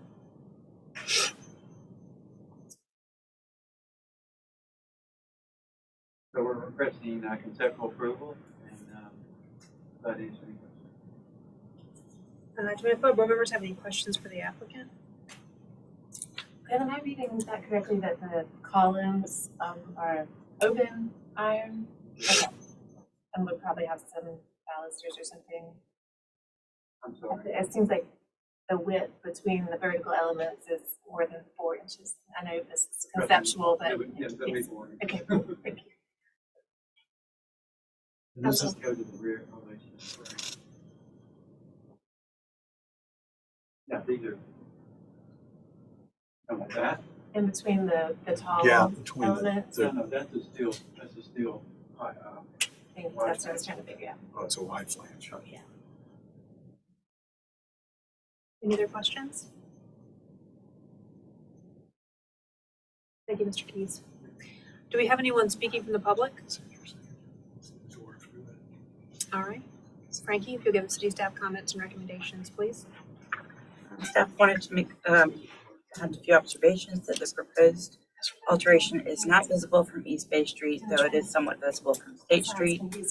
And while a rear addition, the building's category 1 status means this minimally visible alteration requires board approval. Staff's only comment is the addition is delicate, lightweight, and nicely detailed. The curvature in the roof is elegant and reflects curved elements in the front facade. Staff recommendation is for conceptual approval with a final review by staff. Did the applicant want to respond to anything raised in the city staff comments and recommendations? Public comment and the applicant's presentation is now closed. We'll move into board discussion and vote. I guess I do want to follow the question that Julia asked, Lynn, because the way this is drawn, it does represent, especially, can you go to this west elevation? Frankie? Yeah. So right here, we're seeing through between these two to that door beyond, almost as if this is a column and a column. And there's another area over here where we're seeing through it as well. So is it, indeed, are these individual wide flange columns, or are they because delicate is not the word I'd use for big wide flange column. So I don't know if your interpretation was the same as ours. Yes, those are one. They are. Solid, like you shouldn't see that part of the door. Okay. But they're thin, shallow, flat. Right. Okay. So is this also a wide flange beam crossing at the top? That's just a steel structure, stiffened, you don't see through that. Open above that. Okay. There's also the plan graphic. Doesn't look like wide flange either. If you go to A101.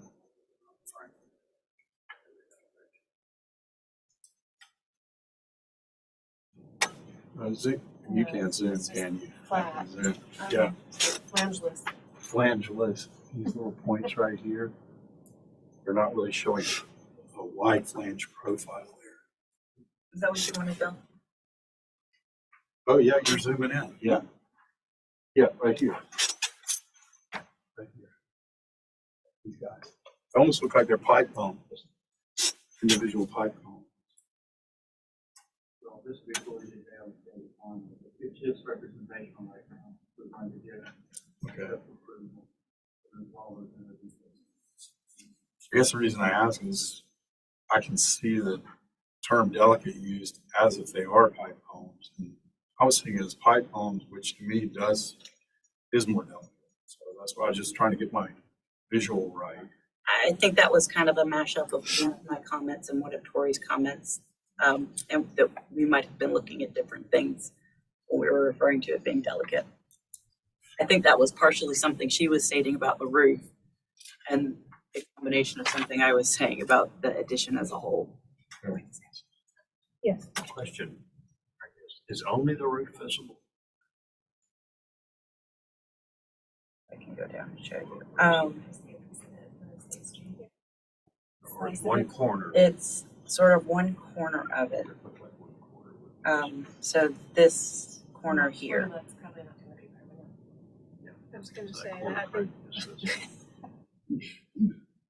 Yeah, I noticed that too, Bill. It's plan. It looks like it's pipe columns with a piece of plate in the middle, actually. It doesn't even look like plate. I'm not sure what. And honestly, I liked it the way I was seeing it. I'm a little concerned about it being bulky, wide flange column. I'm sure that Glenn can refine that before submitting for final review. Well, I believe you can. So Maybe look at tubes, Glenn. Kind of the way it's reading, especially the weight at the top, the weight of the beam that's sort of pretty bulky, holding up this sort of delicate roof. Yeah, yeah. I think Great if you can detail it with tubes, maybe don't worry about that 4-inch gap. Put them close together and figure I out was a way gonna say, right to now, fill a the gap. skinny Yeah. person could really hurt themselves. Yeah. If it's ever. Okay.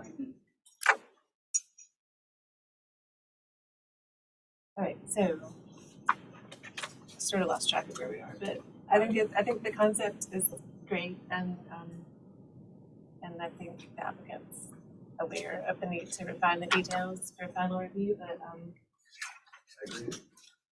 but okay, cool. I would make a motion for conceptual approval with final review by staff. Okay, we have a motion on the floor for conceptual approval of rear two-story balcony with final review by staff. Can I ask a question? So is that conceptual approval as stated? That these are wide flange? What we're concerned about, and in terms of height, scale, mass, general architectural direction, I'm really comfortable with it. He would have staffed the full set of details. Sure. But I know he's going to do them. I guess I would only ask, is there a way that it can conditionally be said that those are open between two columns?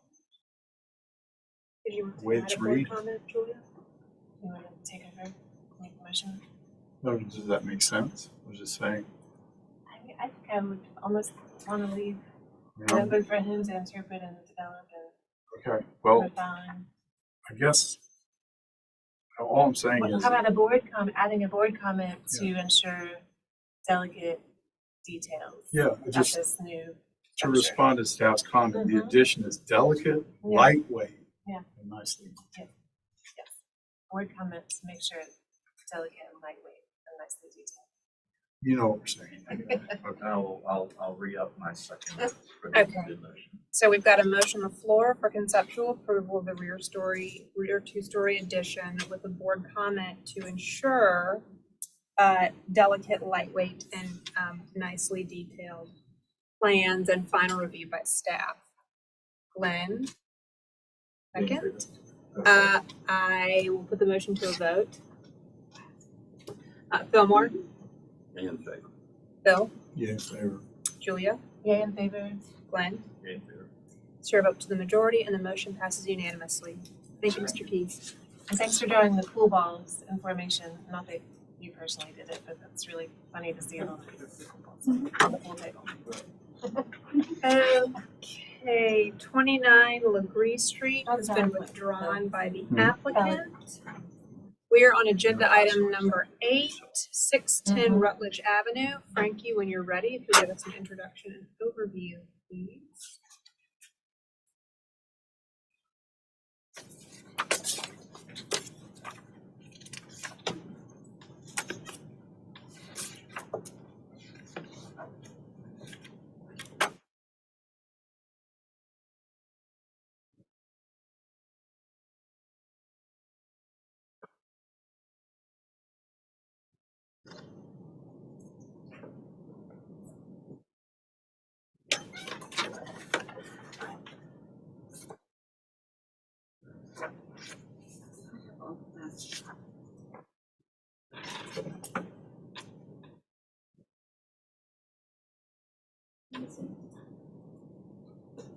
Nicely detailed. Nicely detailed, that's what. Does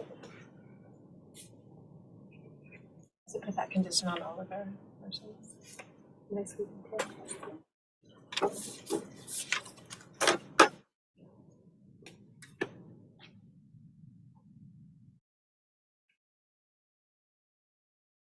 Okay.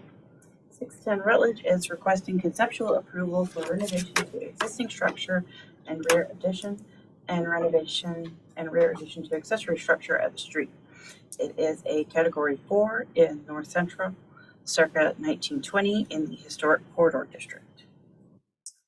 This is the location on Rutledge.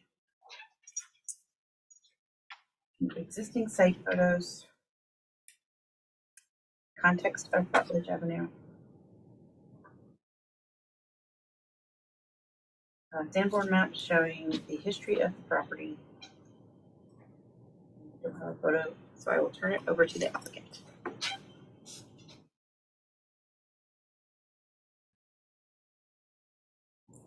I was going to kind of jump to the newer documents a little farther in. Now, the first handful of pages was chunks of the previous, just the middle. Could you state your name for the record? Sure, Chris Bonner with East Studio Architecture. That's really good. Background. Start off by talking about kind of the site context and the history of the general site. Is that it was originally multiple homes on this property, but over the years, the rear kind of building was done away with, and currently the property has a couple smaller kind of shed properties as well as this little commercial structure right on the street that was likely built as a one-car garage and now in the recent past has been used as kind of an art studio. Surrounding it on both the north and the south side are two-story buildings.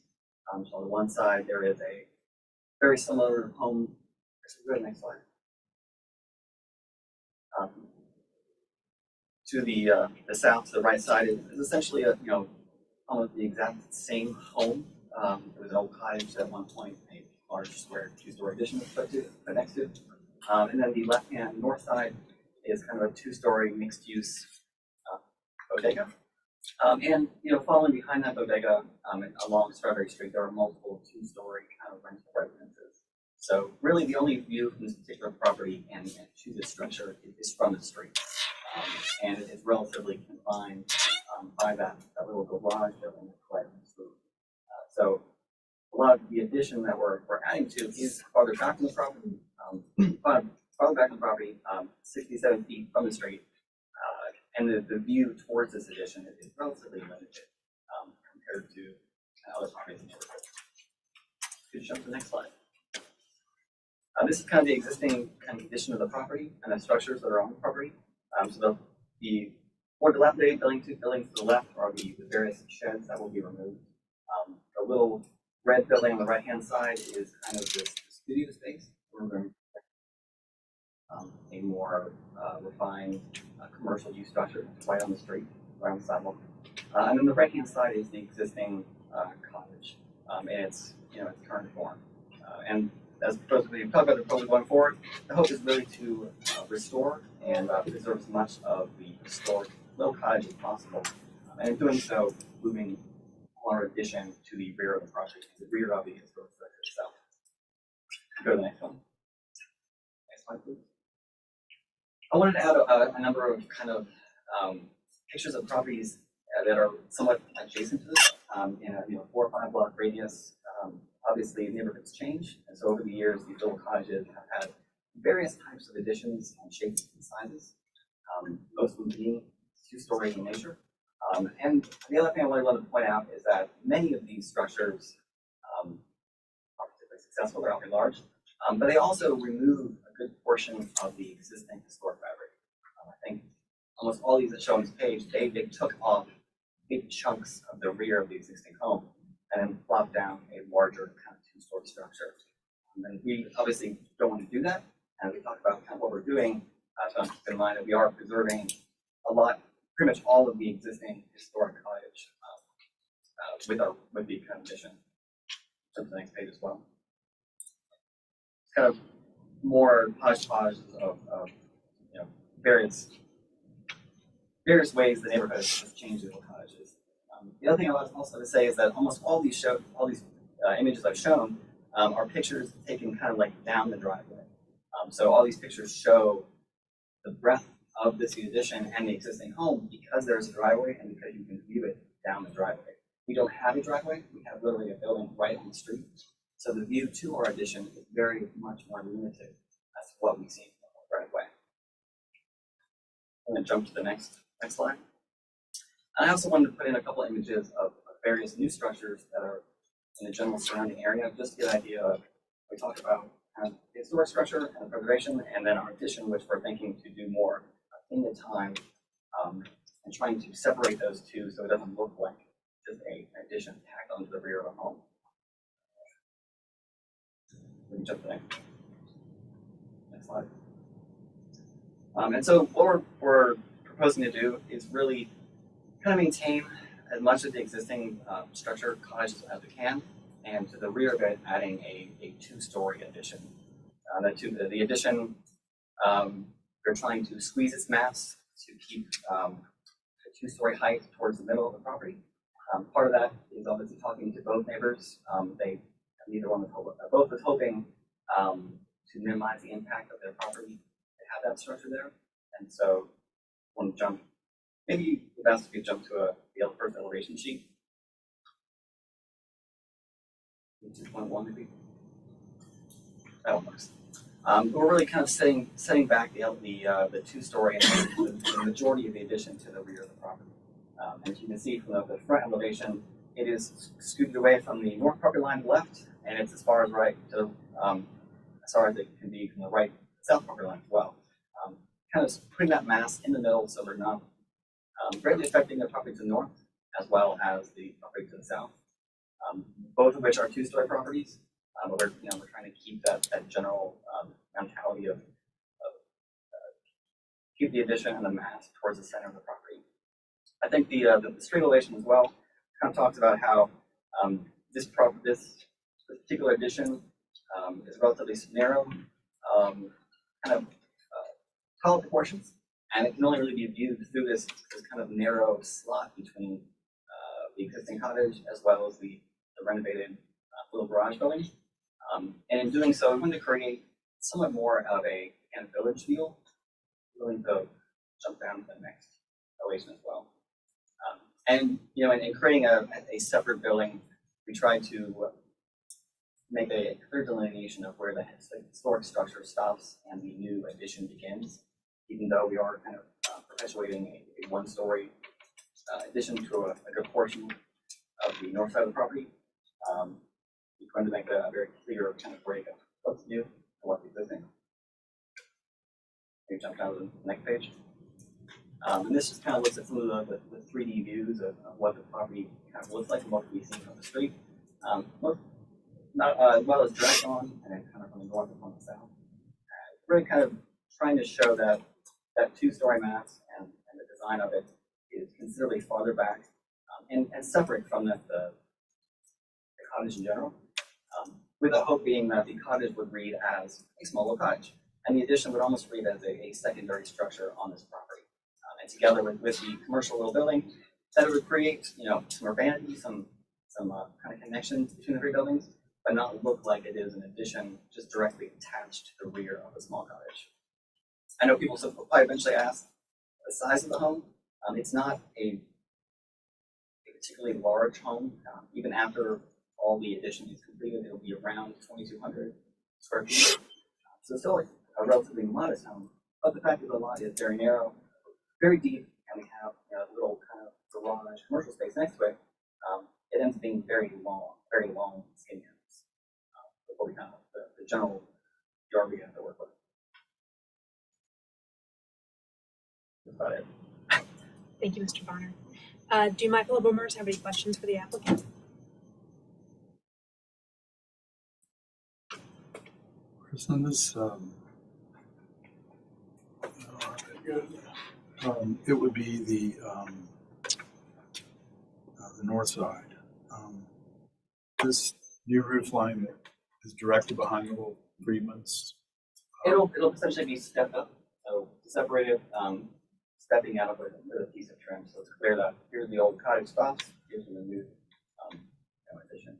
Is there anything inside of that void? I saw an open to below. It looks like maybe just a look down. Is that what's It going is on? generally the kitchen and living room that will have open space. Open space. Okay. Thanks. Any other questions? That was a question I was about to ask. Did you consider having that new ridge height be just below the cottage ridge rather than just above it? Sure. Parker looks at just the general existing scale of the building. Obviously, being a small cottage, we have this one only has about 8.5 feet to the sill height. So obviously, if we bring it down, really kind of only have like feet or so left once you start framing, which is a relatively kind of tight space. The choice is up and down, and then obviously as an architect on waterproofing, I'd rather put kind of new stuff maybe on top so that it can shed water more appropriately.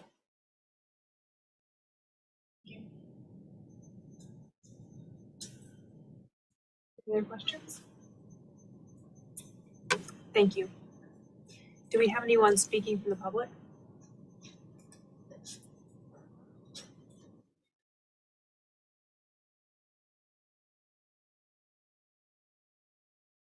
April Wood, Charleston Foundation. HCF has reviewed the request for conceptual approval for renovations and rear additions at 610 Rutledge Avenue. The existing historic Freedman's Cottage and shop are two of the most iconic and valuable forms of vernacular architecture in Charleston. Therefore, it is important to treat these structures with as much care and respect as possible. The proposed additions are not deferential to the historic structures. In fact, the proposed addition to the northern structure towers over both structures. This suggests that the applicant consider reducing the height and width of the rear addition and extending the rear of to the rear of the lot along the north property line with the zoning setback variance. HCF recommends denial of the application.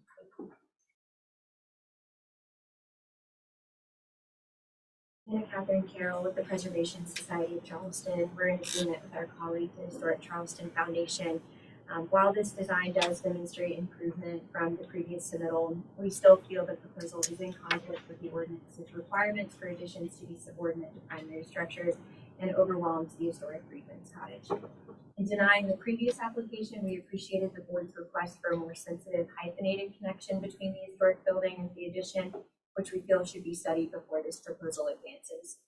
The Preservation Society also continues to feel that this design is incompatible with architectural patterns in the North Central neighborhood and Charleston at large, and we've asked the board to deny this application. Thank you.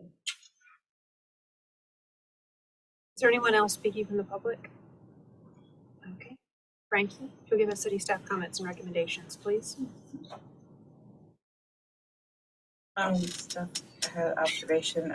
Just wanted to remind the board this is in the historic corridor district, which means that we do have purview over this new addition, and that we have not had purview in this area very long, which is why there have been additions in this part of town that are in opposition to what we typically would approve. We also wanted to acknowledge that the roof pitch has been altered and the overall height has been reduced. Staff comments. The proposed addition still dominates the existing Freedman Cottage. Because of the location of the two-story addition being offset from the one-story structure, the two-story structure almost appears as a separate structure, allowing each portion to be read potentially as two buildings. Additionally, the intersection of these portions does not appear to be visible from Rutledge Avenue or from Strawberry Lane. The board should weigh in on this approach to the challenge of adding on to a one-story structure. We would request that the applicant either explain or admit the movable wall at the storefront.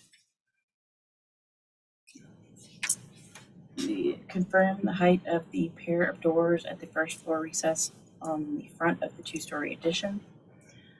We suggest lengthening the proposed square windows to make more vertical for per BAR principles. If approved, we recommend lowering the pitch on the gable end return. Also, if approved, the addition uses a mix of trim details and should be consistent. And lastly, if approved, provide studies of lower pitch roofs on the proposed addition. Staff recommendation is for conceptual approval with staff comments and a final review by staff. Thank you, Frankie. Mr. Bonner, did you want to respond to or clarify anything raised in the public comment or the city staff comments and recommendations? Sure.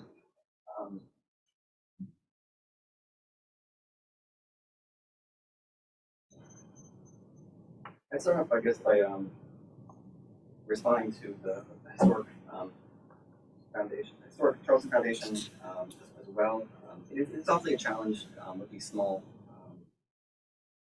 object structures to add something. And I think looking at some of the examples that have happened in the neighborhood over the years, I mean, some are more recent, some are very old, to the point where it's almost created its own kind of vernacular in the neighborhood that these things are popping up. And so it's certainly something that happens in the city. And now that the board has more purview, certainly there's help and there's look to guide it in a certain direction. But certainly that is kind of what the neighborhood has been creating for a while. So to say that necessarily that the idea of a two-story kind of structure behind a one-story cottage is against the feel of the neighborhood seems somewhat antithetical to look around and say this is what the neighborhood's been doing for a very long time. That being said, we're trying to separate them. So to preserve the quality of this particular cottage, as well as the vernacular of the cottage individually, that's why we're hoping to create something that looks and is very much different than the cottage. That's not something tacked at the bottom of the cottage. In various massing, it is something that can really be separate. And so the architecture is a little bit different because we're not trying to mimic it. We're hoping to really make it look and read separately to create that kind of that village feel of this particular free mass on the property. City comment wise, or the last one, there was I guess there was a comment about a hyphen. Obviously, it is a very small cottage, and our zoning envelope is only so large. We actually had already go to get approvals to use that envelope. And certainly, adding the hyphen to a larger 2-story or 3-story structure elsewhere in Charleston, a much smaller kind of 1-story structure is very difficult to do. And frankly, isn't really visible because we are kind of flanked by taller buildings on both sides, towards the rear as well. That any kind of gymnastics, but there's something of that nature will never really be visible on any kind of public right of way. From city comments, I think most of them are pretty straightforward that we can wrap in to the furthering of the design. Roof pitch wise, the roof pitch is designed as the exact same to match the cottage. Certainly we could lower it, but that currently is kind of where that was going for, that it's the same pitch. Thanks. Thank you. All right, public comment and the applicant's presentation is now closed. We'll move into board discussion and a vote.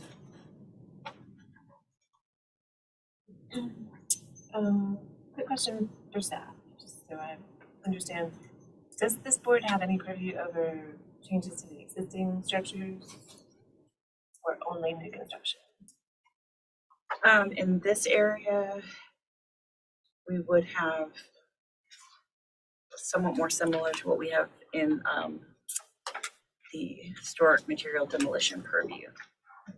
They are demolishing or removing character defining features. So, okay.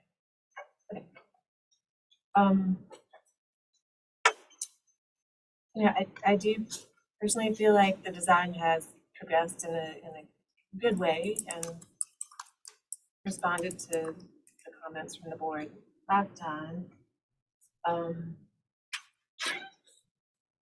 And I think it's worth noting that if I'm clear on the zoning ordinance, this 2.5-story district and our power as the board is limited to decreasing what the district allows by 1/2 story. So I think that an applicant would be entitled to a 2-story addition or structure on this property. Do you agree? That is my understanding as well. And I appreciate that the applicant seems to have gone from 2.5 stories to 2 stories back there. There are still a number of conditions which are awkward, and I can imagine a different concept that did have a little light hyphen, and then maybe everything beyond that was 2 stories. But I'm not, I'm willing to entertain this proposal before us. I guess my only comments about it, and it gets a little specific, would be at that cased opening that you see down the driveway, if that could be narrowed so that the casing can resolve itself on the north side, and maybe eliminate things like the balcony that you see there. I'm just not sure that's necessary. So generally, if the whole addition, the aesthetics could be simplified, I think that would help for it to sort of recede a little more into the background, which I think is the goal of the applicant, and it could be done. The eave overhang width seems a little excessive. Maybe that could be pulled back in a little bit. And beyond that, I think I could be comfortable with this, recognizing the distance from the right of way and the reality of how it's going to affect the streetscape. I appreciate the applicant simplifying the route. I think that's one thing that I talked about last time. I walk past this almost every day, and I think I commented last time that it's sort of a creepy little area right now. In fact, I think someone was posing in front of it near Halloween with Pumpkinhead. It's like a scary photo shoot. I'm not opposed to the 2-story home, and I don't think it's such a bad thing if it reads as a separate structure. You're maintaining the two historic structures on the property and differentiating those.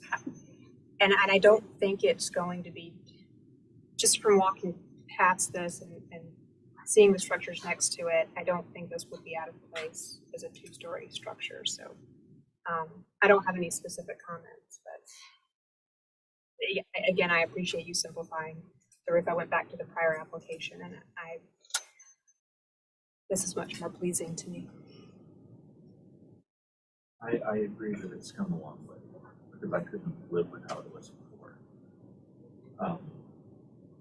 So the improvements have certainly been made. I think my only additional comment that I think what the two of you have said is accurate is that I wish it actually could pull and disengage even further from the Freedman's Cottage because it's a really great little Freedman's Cottage.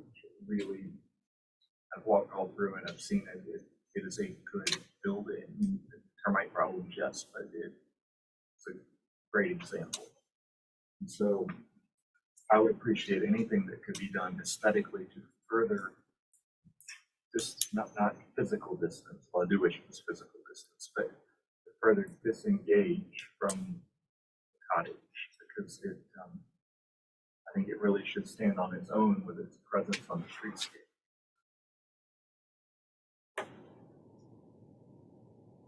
Well, I wasn't here for the first review, I guess. I didn't see it. I'm generally, I think, in agreement with what's been said, particularly, I would like to see it. It's come a long way. Certainly,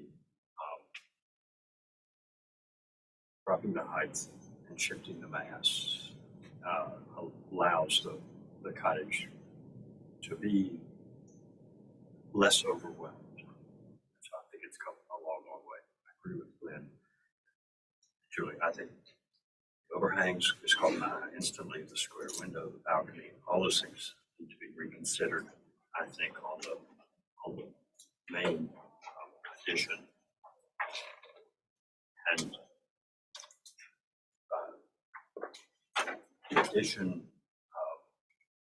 is in play with it or contacts and obscures both sides of the rear of the cottage.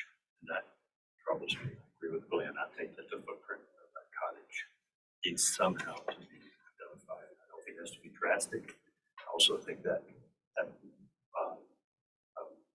the smaller addition roof sitting virtually on top of the cottage roof is a little problematic visually, and it's all tight quarters. There's not much of a land there, gable to gable. So those are the things I think that catch my eye, and I would like to see refined. But in general, the direction I think is very positive.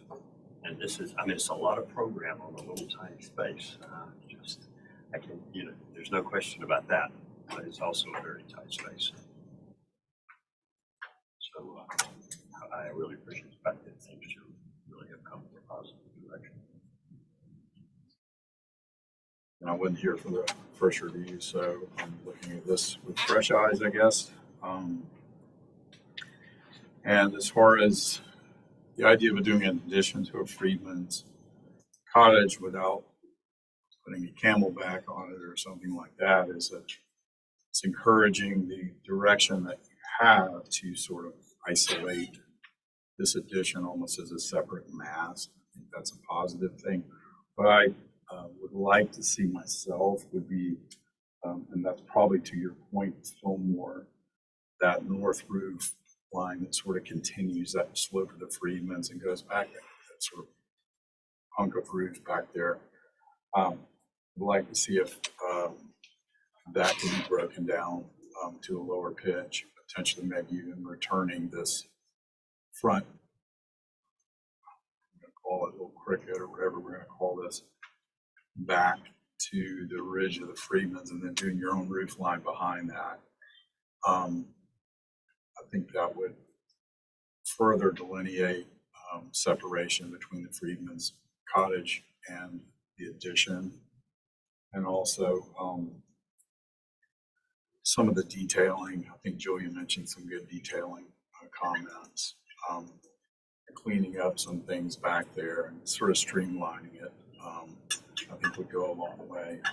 I did notice, staff, you have quite an extensive number of comments, but then a recommendation for approval with staff's comments. And to me, that's a lot of comments to just inherently, I don't quite visualize exactly all the things you're saying, so I don't want to belay this to have it have to come back, but just based on that, I would rather see what these solutions bring to fruition rather than just, here's a laundry list, do this and you'll get approved. It's a holistic thing. And we were very torn. We were trying to find a way forward for them. Yeah. Again, I don't think with the plan, I think it's a creative way to address additions behind two small buildings, a larger addition behind two small buildings, almost as visualizing a separate structure. I would just like to again see the Freedman's Cottage isolate a little more from that connected roof line and potentially cleaning up some of the detailing.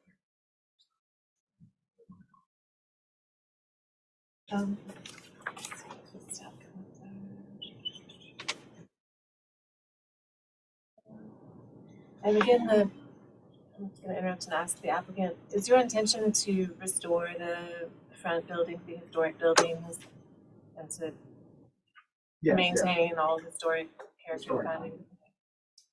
There is some like porches, like some mountain lumber that probably be quite attractive, actual real columns, but and the fenestration on that little storefront is clearly not original or historic, but I think you can tell we all really like those two structures, so we'll be hopeful that you'll restore those as accurately as possible. And then I'm looking at staff comment. I don't know that. Julia, just to clarify, so we do have purview over changes, and so it would be the plans as submitted for those front. And I don't know if that's historic. Did you look at it? I'm looking at it. The historic corridor district, the exterior architectural appearance of structures visible from the right of way, except for residential structures, shall not be changed. Huh. Okay. So we would be approving what they've submitted here, which I don't have a problem with that. I'm okay with what they are. The Freedman's Cottage, I don't think they have, but I think the commercial storefront changed the fenestration. But I don't know if we know what the original. I've been unable to find like an original photo, but I would say that in my heart, it was originally probably not a storefront. It was probably a garage. So what you see currently now is probably, iteration of a commercial. Probably one point was one car garage. That driveway traffic project, that was flagged for one car garage, probably one car garage. So, the storefront that we're adding to it in the drawings in the middle, I feel appropriate, that we feel appropriate. But going back to try and find something that says this is historic, I don't know whatever. This is the current storefront. Right, and I would probably bet against you that it was the garage right there at this sidewalk. It just strikes me as a storefront. Okay. Okay. But it could totally be a really awesome little storefront building. You don't intend for it to be a garage, right? I wanted to clarify that so you know that if you had a problem with this, I like this. It's good to know our purview. Yeah, it's gray to me. It's murky. Big picture. I'm going to float a motion for conceptual approval with staff comments for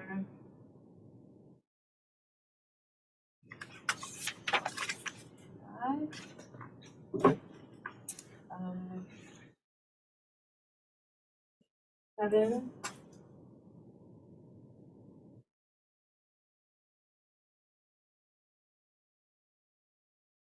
And board comments to generally simplify details at the addition.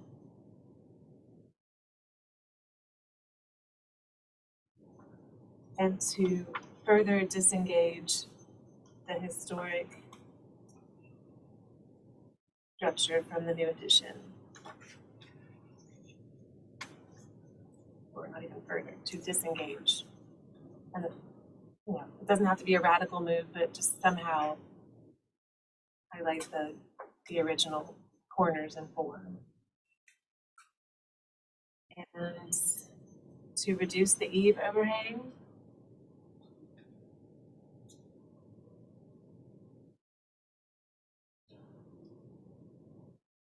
And to restudy the cased opening on the front elevation of the addition.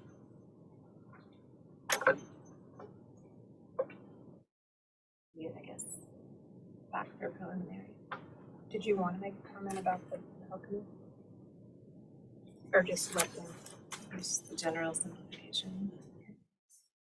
All right, we have a motion on the floor for conceptual approval with staff comments 3, 4, 5, 7, and board comments. 1, to generally simplify the details of the addition. 2, to disengage the Freedman's Cottage from the new addition. And 3, to reduce the eave overhang. Do I have a second? I'll second. Thank you so much. Motion to a vote. Bill?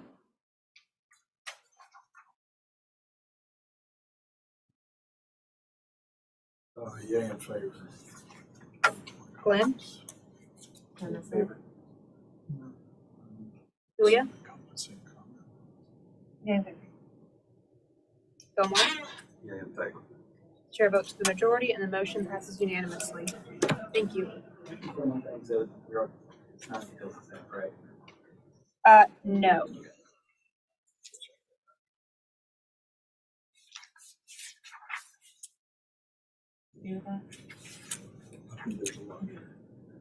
Comes back. Thank you.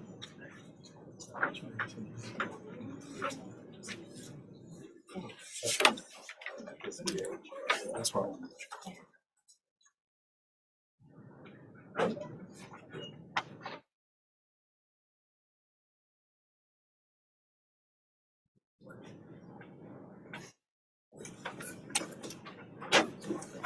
We're on agenda item number 9, 64 South Battery. Frankie, if you give us an introduction overview of the project, please.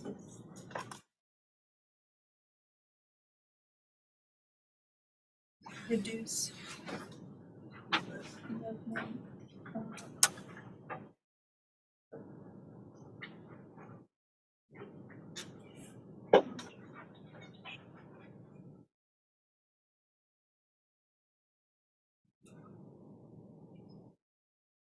Elevation.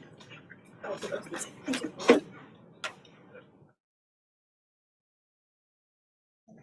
Okay. 64 South Battery is requesting conceptual approval for replacement of roof material and replacement of dormer siding from slate to copper. It is a category 1 in Charlestown, circa 1772 in the Old and Historic District. This is the location on South Battery. Existing site photos. Some context of South Battery.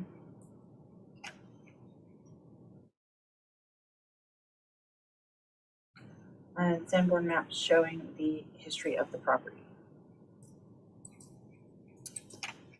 I will turn it over to the applicant. Oh, yes. I'm Todd Ford. I'm the contractor for this route. And we're pretty much wanting to replace, as the application says, the existing slate roof. The only thing we really want to change is we would prefer to clad the sides of the dormers with copper. Copper we would run it as a flat seam copper that would actually run with the rake of the roof. And as I I don't know if y'all shared the email that I went back and forth with April at the HDF, but my reason is purely a better job, less moisture encroachment, able to transition around to the front of the dormers where there's a lot of rot, there's been a lot of window replacement.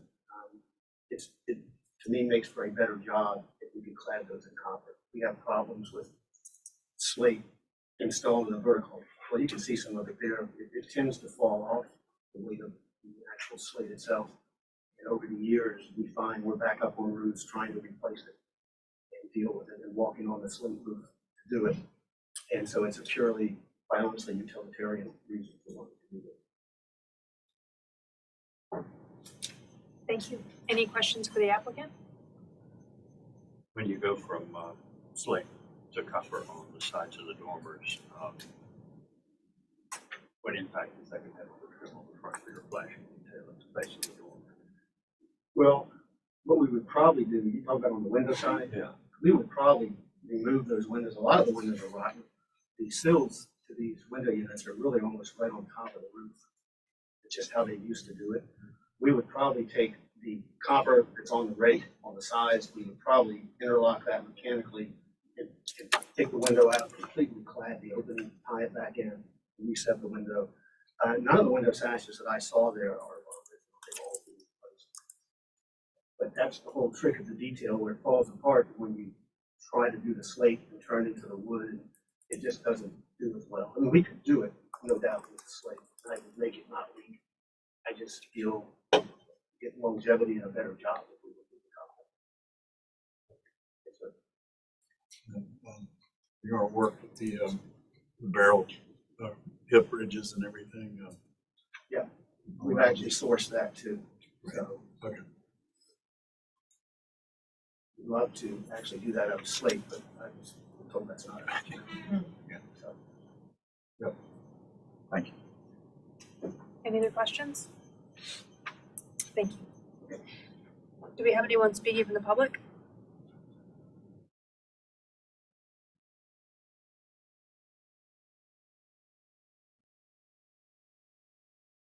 April Wood, Historic Charleston Foundation. HCF has an easement on 64 South Battery, and we've carefully reviewed the request for conceptual approval for the replacement of the slate roof and changing the sides of the dormers from slate to copper. The William Gibbs House is a National Historic Landmark and one of the finest two-story frame house residences in America. The historic interior finishes are, without exaggeration, breathtaking, and images can be found in multiple books and guides about Charleston architecture. The owner has embraced her role as the steward and caretaker of this exceptional house and garden for many years. As you can see from the submitted photos, the existing slate roof is heavily deteriorated and at the end of its service life. It has been repaired many times over the years, and it continues to be a problem. As a result, the valuable interior finishes are experiencing water damage. We agree with the contractor that it is appropriate to replace the roof with new slate that matches the existing. The dormers on the roof have very limited visibility from the public right-of-way. They can best be seen from the east in front of the neighbor's home. The applicant has proposed installing a flat lock copper on the sides of the dormer rather than slate because slates on the sides of dormer commonly fail, and there is a strong potential for damage to the roof each time roofers walk on the roof or repair the sides of the dormers. HCF has conducted an informal study of the other important historic properties with slate roofs and dormers. About the same number of dormers are clad with slate as with metal. Several of the dormers with slates on the sides have at least one displaced slate. Considering the preservation of the property as a whole, HCF feels that the modification to the sides of the dormers, which are minimally visible from the public right-of-way, not a primary character-defining feature, and will be a more durable roof detail, is acceptable. HCF respectfully recommends approval of this application. Is there anyone else speaking from the public? Frank, if you'll give us city staff comments and recommendations, please.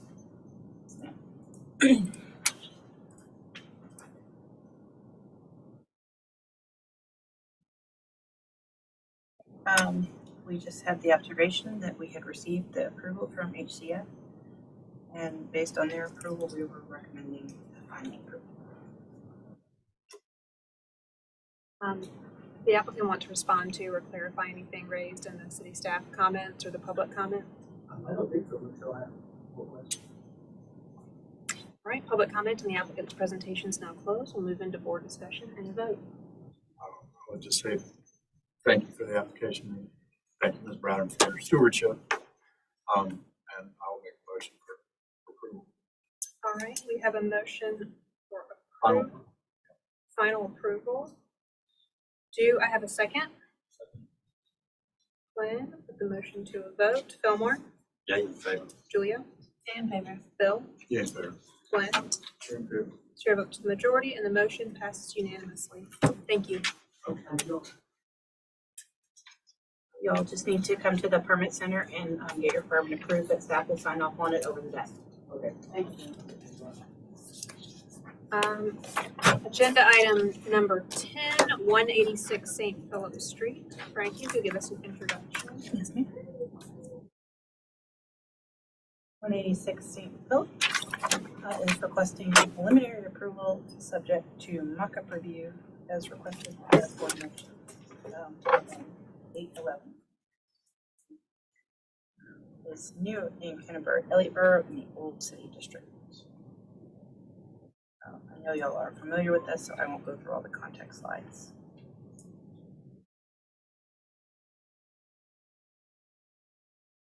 I'll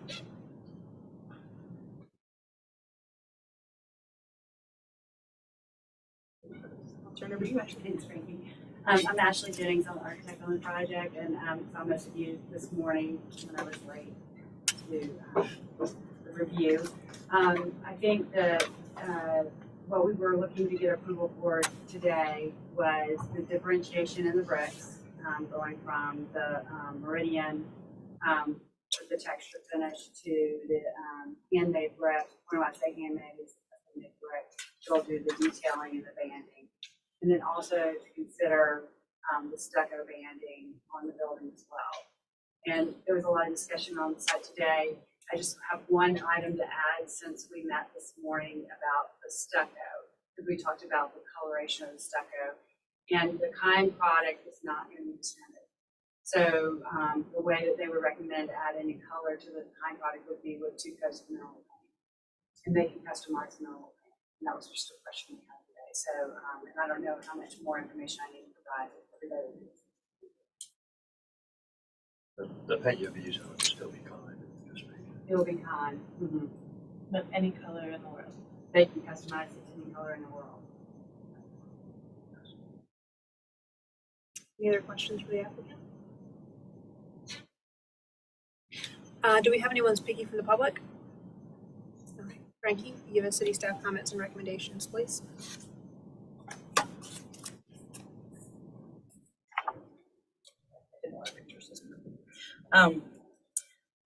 Staff just had a comment that we recommended matching the stucco color to the brick base color. And that our recommendation was for approval of the brick color and for the applicant to work with staff on the color of the stucco. Thank you, Frankie. Ashley, did you want to respond to anything raised in city staff comments? I think when about the color of the brick, do we want to match it to the decorative brick or to the field brick? It'll be a tough decision. I think you're going to have to study a few options and look at them from different distances. Yeah, I don't know. Nothing in between the two. All right, I'll close public comment in the applicant's presentation. We'll move into board discussion and a vote. Yeah, sorry I talked before that happened. That's okay.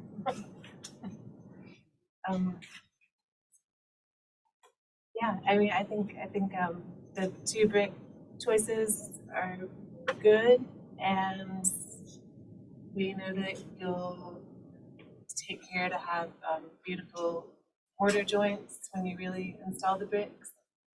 And the color of that stucco, again, will be just a delicate decision. In the rendering, it looks like a band of a darker brick. And you want to sort of create that illusion with whatever special color you pick from all the colors in the world.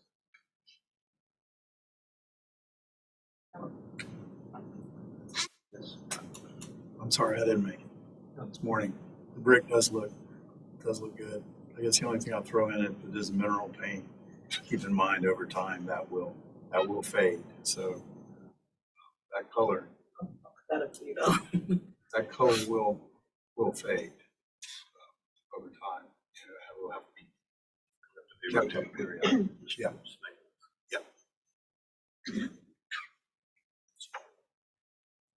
I'm in agreement with Julia. I don't really have anything to add. I felt a level of comfort with them proceeding with the project and coming back with final stucco samples when it's under construction. So you want them to come to the board? That's a good question. I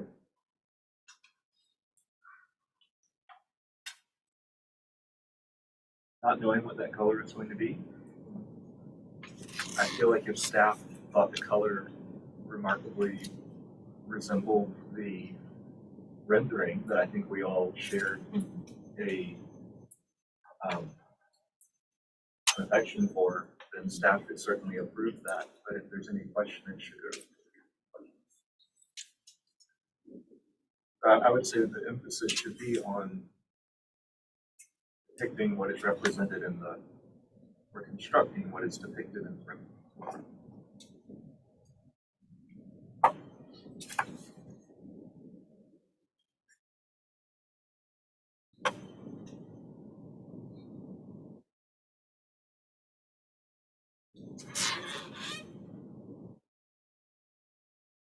So, how about a motion for approval of brick colors? Applicants will work with staff on color of stucco. Board condition or board comment to aim to approximate the effect of the rendering in the rendering. Make sense? Okay, so we have a motion on the floor. Brick color, applicant to work with staff on the color of stucco, and a board comment. Aim. I don't know what I wrote. To aim to approximate the effect in the rendering. Do you have a second? The motion to a vote, Fillmore? Yeah, in favor. Can I say final or do I staff? No, because that implies. You said applicant or Okay, with staff. good, thank you.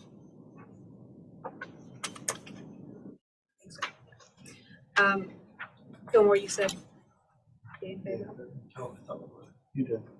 You said yeah, right? Yeah, I said yeah in favor. Julia? Yea in favor. Gwen? Chair votes to the majority and the motion passes unanimously. I said I need to vote. Oh, yeah, I forgot Bill. That's, Thanks. I'm sorry. I'm Bill, old. Bill, I did, So far, I've learned I'm old. All these things. and your Yay in vote doesn't favor. count. And I don't count. Short, no. Yay in Okay, favor. now it's really unanimous. Only on agenda item. I'm the sport. I think she called your name. I thought you called my name. I think that's what I. Oh, you voted for And me. then I interrupted Oh, you. okay. but- Thanks, Tony.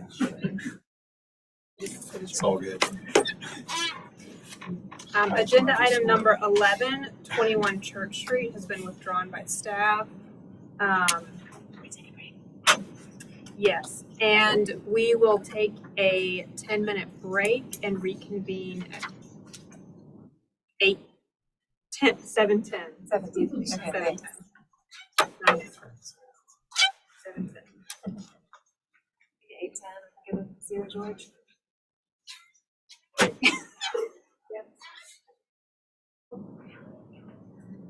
Just got a text from my husband, why did you buy 80,000 rolls of toilet paper?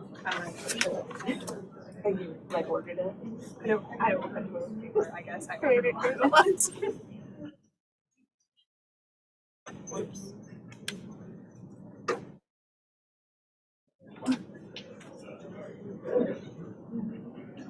Snap.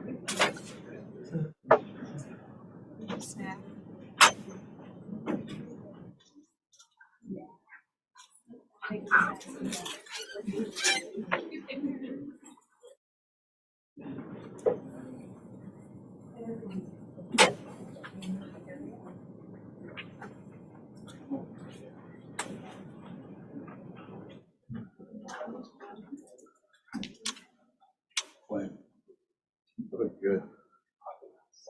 good pervious paver that you're expecting now. Remember when we did Polana's driveway way long ago? Remember that? Yeah, we use Subterra there. That's not making more. I mean, you've seen a lot of echo one. Does it have interlocking profiles? Well, it kind of sort of. Yeah, it has the tabs and all those things. Is it similar to that effect? Because I really like it. Yeah, within reason. Okay. That one that we use there can have a little bit of an S shape. Yeah. This doesn't quite have that, but they have a bunch of different shapes. Does it really? Does it? As long as you don't get it too dirty. Yeah, I mean, it truly, yeah, it meets all specs for Sullivan's, for everybody who's. Good. Great. Thank you. Yeah.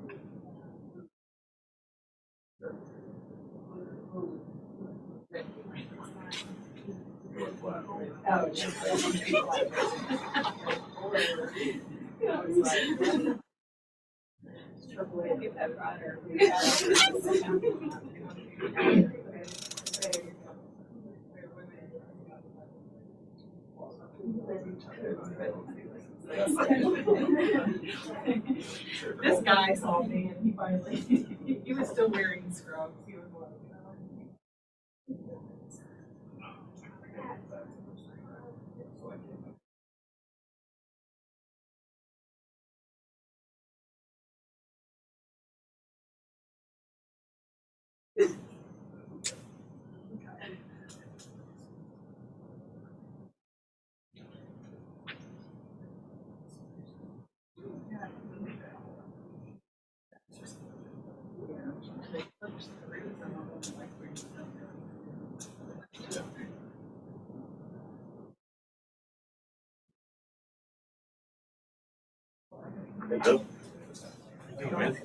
Hey, good. How you doing, man? Good. Good to You're see not you. working yourself to death, man. Oh, man. It's just something else. Just thrill man. Yeah. Let me know if you want to get out and go duck hunting. I've been about every Saturday. Yeah. You having a good season? Yeah, pretty good. You know, it's starting to fall off now. Yeah. It's getting late. We've had a pretty good season. How about you guys? We've had a great season so far. Tuesday was a great hunt, and then the property manager said that like Tuesday afternoon the birds left like a roost pond. He said 10,000, not 500. You're kidding. So he called off Thursday and Saturday. We're gonna have the numbers rebuild, but all season's been good, and they just left. What you been taking? Tuesday got 3 teal, 2 wood ducks, with 2 of us, and we shot like shit. But yeah, Hey, they are limited. we got a lot of, you know, it's there's groups hunting, so it's some birds are trying at, you know, and they're coming in, they're guarding this pack, it's a lot of action. It's fun. But, Yeah. Like, hard to hit with a dealer in that. Yeah, man. The steel. Yeah. But it's fun. So if it gets better again, I'll let you know. But Yeah, we've been taking teal, pintail, and shovel, and of course our chicken round. yeah. So we got some of those. Good to eat, fun, and they help attract other birds. I mean, that's why. Yeah, I think they do it.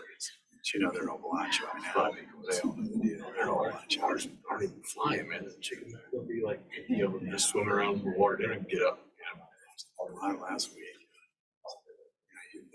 I was running the four-wheelers around, trying to run up the bridge, you know, on the dikes and stuff. And all of a sudden I hear this weird engine noise. There's a boat in the water and the impound way. They have a boat out there just running. Yeah. And suddenly we got a duck run, you know, which is pretty cool. Yeah. Yeah, this time of year, I think they just realized we're better off if we just don't fly. Yeah. Yeah, they're smart. They're not dumb. So, where's y'all's place? It's up around Lawrence. There's a couple of properties on near Method Abbey. The other is property manager has some lambs, timber lamb, and he put in these impounds. See over to the river. Yeah, it's between the Moultrie and the Santee, kind of down. And it's off like up above Kensington. That's where the Metcalf property is. Yes. Off of Sawmill Road. There's no Hunt Club Road. Okay. So there's one there. That's the Metcalf Pond, and then there's one in Harristown, which the other side of Monk's Corner up to the right a little bit. So everything's within an hour. It just kind of varies where, but that's where he goes around just just watching birds. It's like here's where we're gonna meet, what time. Yeah. Show up and do the shooting. So how many guys? It's a club. About 30. 30. Oh, that's nice. Yeah. We've got how many blinds? I think we've got 30 blinds. So there can any given day be 80 guns out there. Yeah. But they're spread out pretty well. Yeah. Well, they're on both sides of the road. Yeah. So we're working on it. We got like 3 guys per blind, and sometimes we only hunt. You might have to blind yourself somewhere. It just depends who's coming. Yeah, who's coming and how Bobby the hunt master was.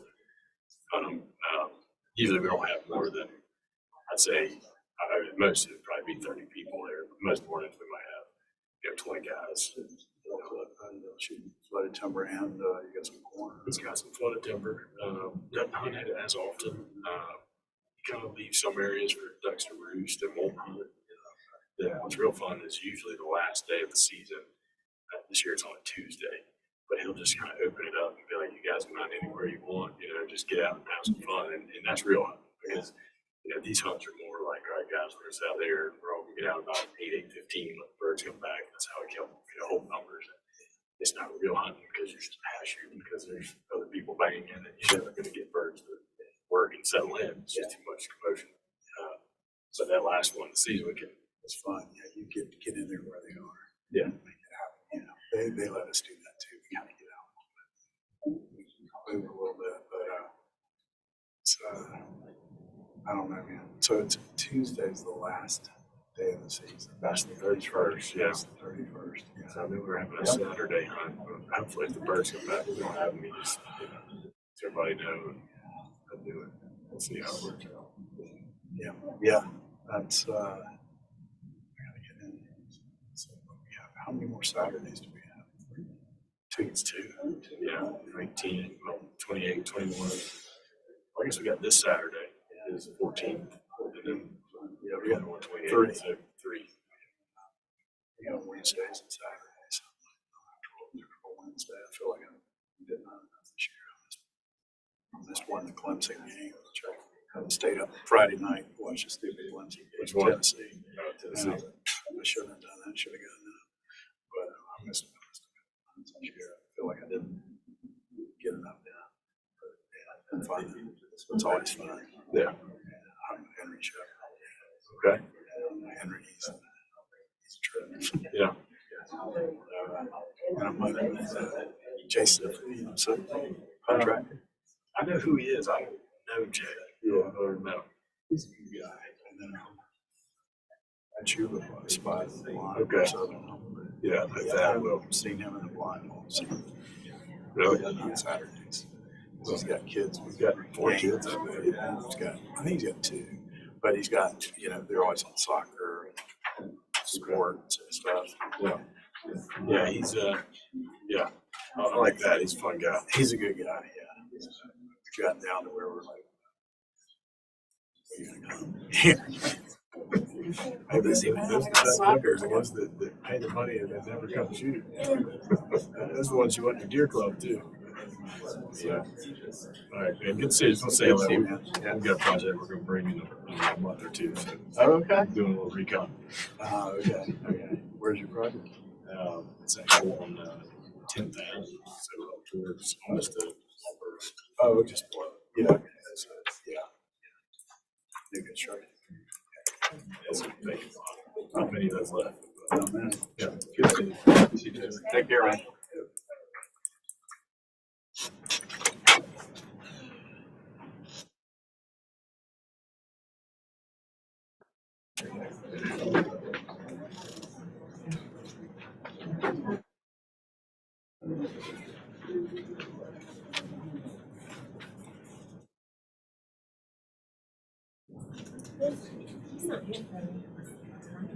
Yeah, he said he's recon. He's coming in.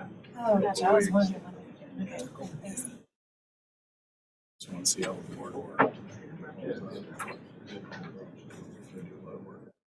Okay, you guys ready? Are you ready?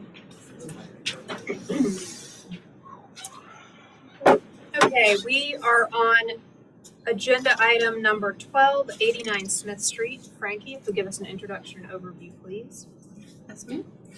89 Smith is requesting conceptual approval for alterations and rear addition. It is a category 2 in Charleston Village, circa 1840 in the Old and Historic District. This is the location on Smith Street. Existing site photos. Some context of Smith Street. And Sanborn showing the history of the property. Turn it over to the applicant.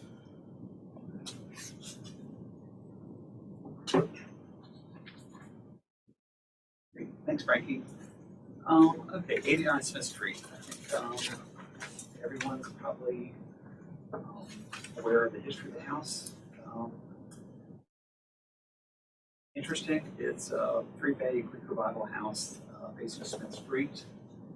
And I was studying the history of the house. Actually, it was built in 1828, not 1840, to face the water, and it was a one-bedroom house for Washington Jefferson Bennett. It had 2 dependencies in front of it, and it has an interesting history. It started off as just a 1-bedroom house, and then 1850, E.C. Jones bought the house, and he added some kind of convections to the house. There's a bay window on the left, bay window on the right.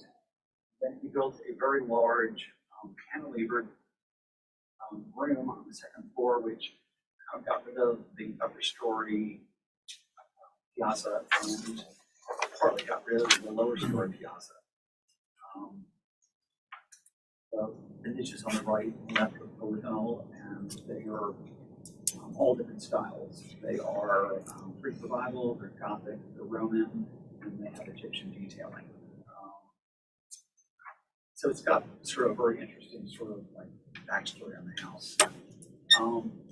The back of the house, the main building, in 1902, there were some haphazard additions to the house. One was an octagonal end, and it wasn't even very octagonal because it wasn't symmetrical. There is one side is 20 degrees different than the other. They're supported by just bound material. They're columns that are original to the house. And on the right, there was an addition on the Sanborn map. It was a rectilinear addition that was supported by railroad ties. So it has kind of an interesting history. And then 1920s, a much larger 2-story addition was added, covering both of the 1-story additions that are shown on the Sanborn maps. And it created the footprint that we have as we see right now.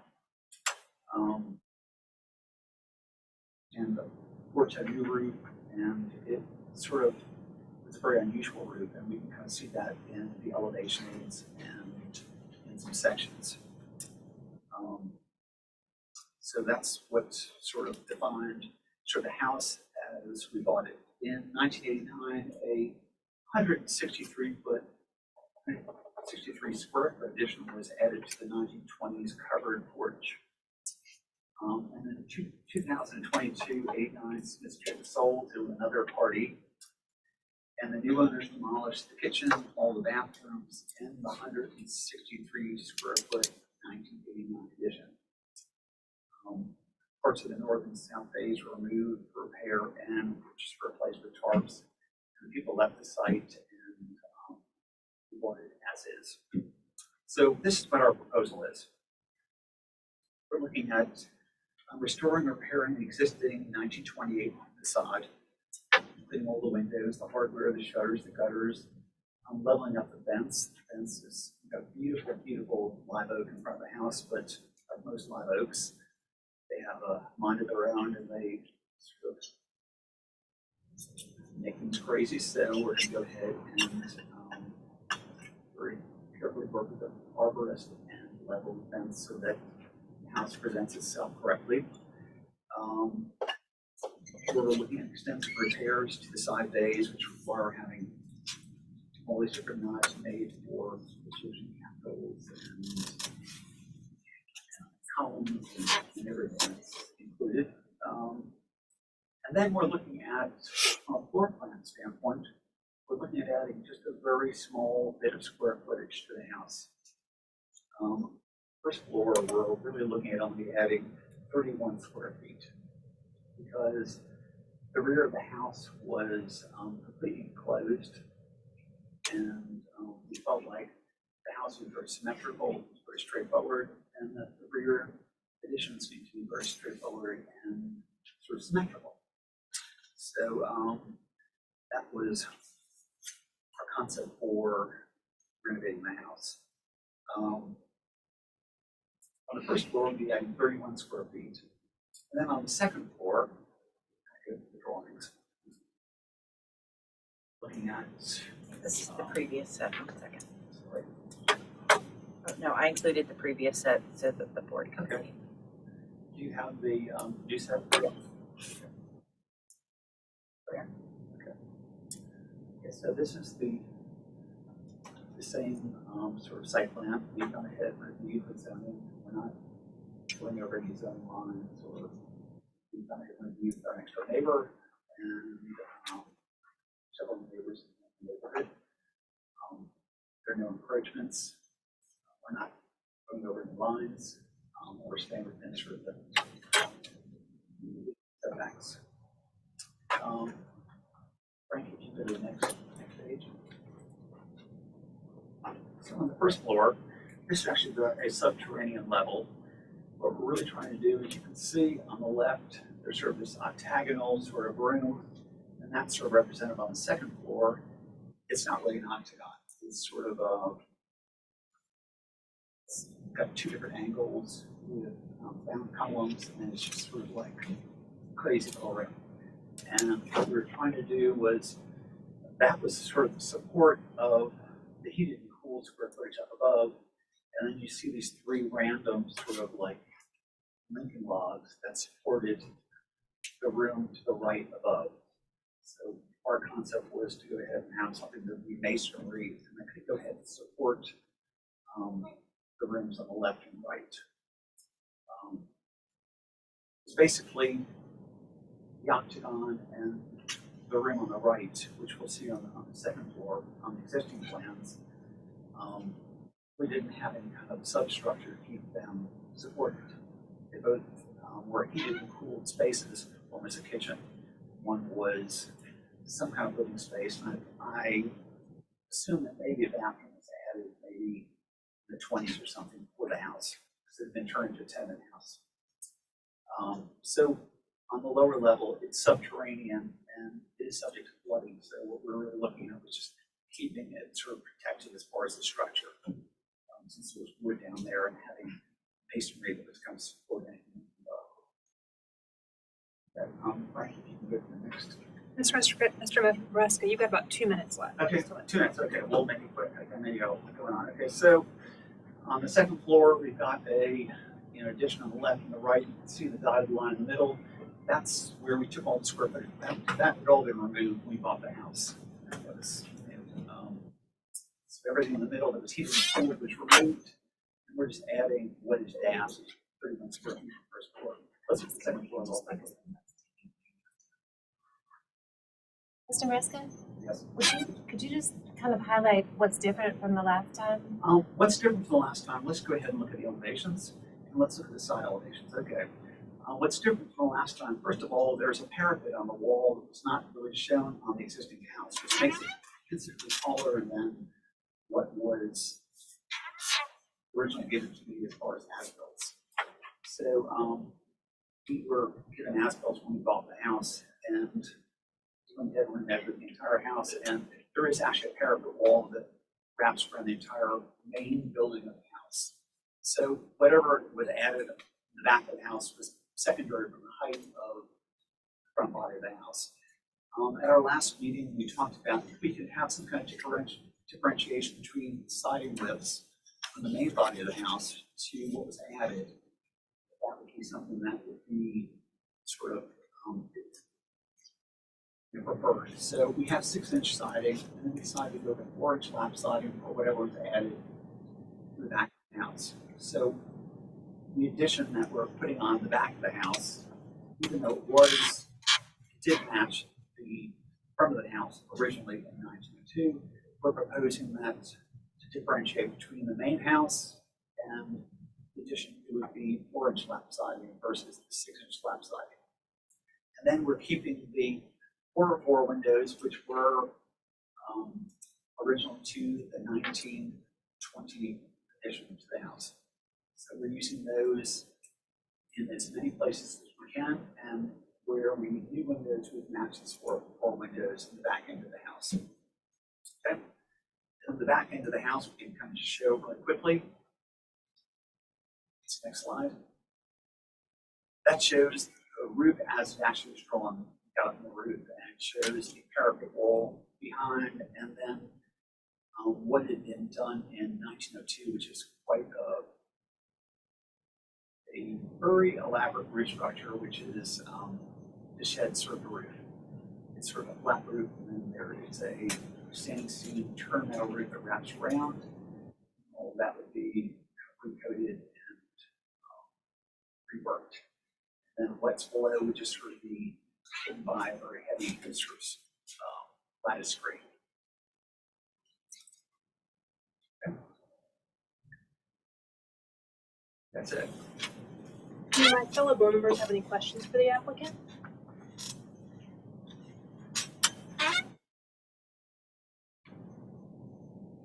Thank you, Mr. Maresca.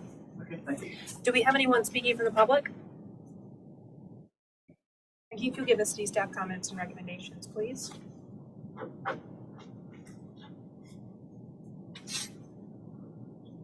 We just have the observation that our previous comments have been addressed, and we were recommending conceptual approval and a final review by staff. Thank you, Frankie. Mr. Maresca, did you want to respond to anything raised in the staff comments or recommendations? No,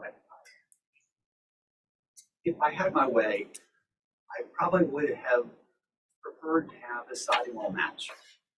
Because in 1902 and 1920, both E.C. Jones and the various people who sort of worked on this house, they went ahead and had the siding match. That would be my preference, but I understand sometimes differentiating new from old. But it was what is 1902 and 1920 did match the original house. If I had my wishes and life were perfect, I would probably do 606 windows, only because E.C. Jones, when he renovated the back end of the house, he did all 606 windows. And I thought that was kind of a sympathetic nod to what was the original house. But I am totally sort of understand the evolution of the house and looking at what happens over the years. Thank That's my comment, that's what I would do as an architect. Thank you, Mr. Maresca. Thank you, ma'am. All right, public comment and the applicant's presentation is now closed. We'll move into board discussion and a vote. Just a technicality that it's really difficult to assess a previous submittal versus the current submittal when we don't have those drawings in front of us. We don't have the previous elevations to really be able to compare what we're seeing today, and I think that's a requirement for submittals. So just, you know, in the future, if you come twice, you're supposed to show us what you showed us before and what you're showing us now, just so we can understand the evolution of the design. But I tend to agree with staff, and regarding your thoughts about the siding exposure, I think the changes you're making are substantial enough that it's a new day and it is kind of a new modern intervention in this house that merits being differentiated that way. So that's all I got. I think we'd asked for a more thorough detail on the lattice, and we've been, looks like we've been given that.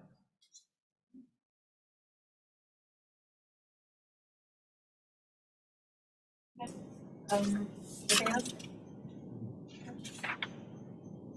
All right, so I will make a motion for conceptual approval and final review by staff. All right, we have a motion on the floor for conceptual approval and final review by staff. Do I have a second? Thank you, Glenn. A motion to a vote. Fillmore. Any opposed? Bill. Yeah. Julia. Okay.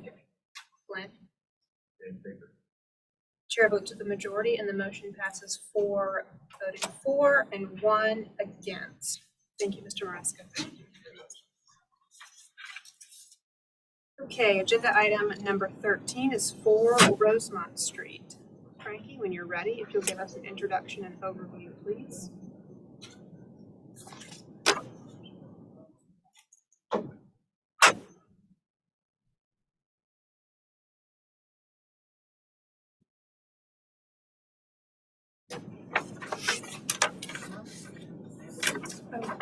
Sorry. Alright, 4 Rosemont is requesting conceptual approval for a new 2-story single-family residence, new in Canterbury, Elliott Borough in the Old City District. This is the location on Rosemont Street.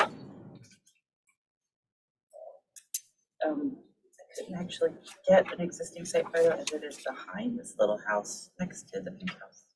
That is sort of context and more context of Rosemont Street. Sanborn map showed the previous structure on the property. And I will turn it over to the applicants.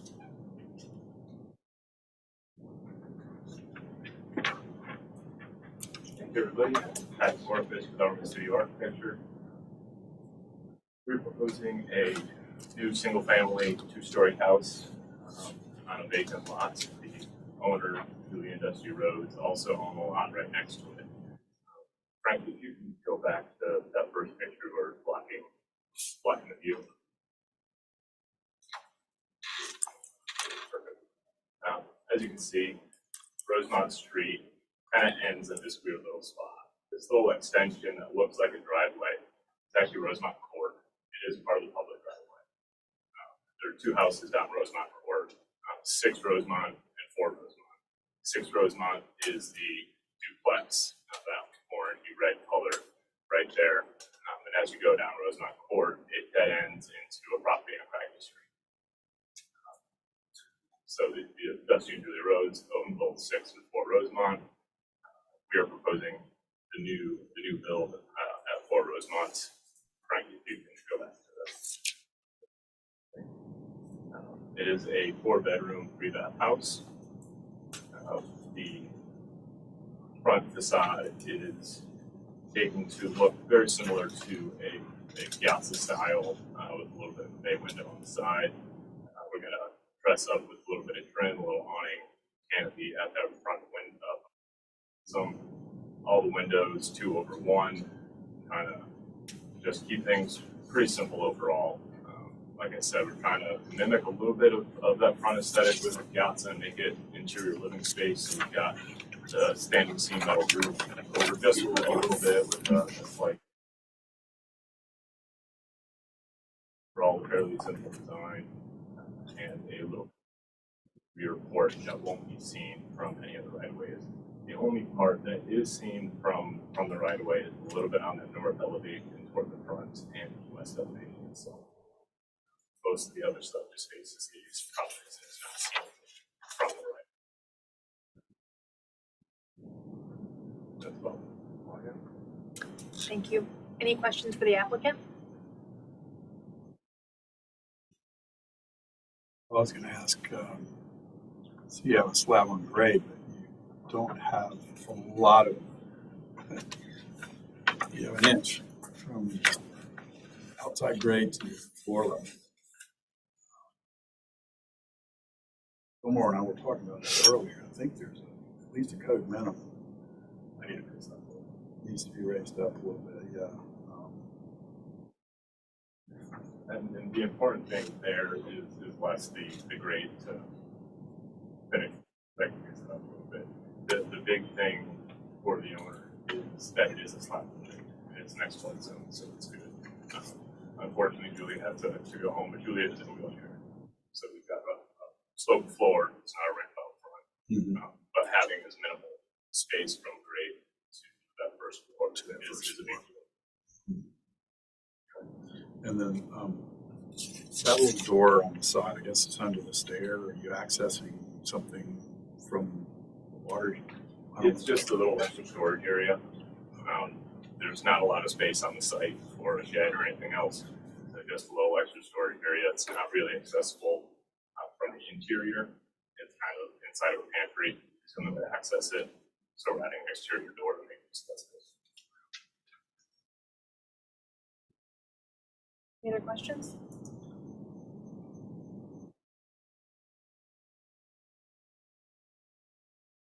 So that is public right of way, correct? Technically, it is public. Thank you. Do we have anyone speaking from the public? Frankie, if you'll give us city staff comments and recommendations, please. Staff just wanted to observe that we thought it was appropriately scaled for the street. The house pushed to the rear of the lot is atypical per BAC principle. The visual appearance of parking lots and garages should be mitigated to support the pedestrian experience.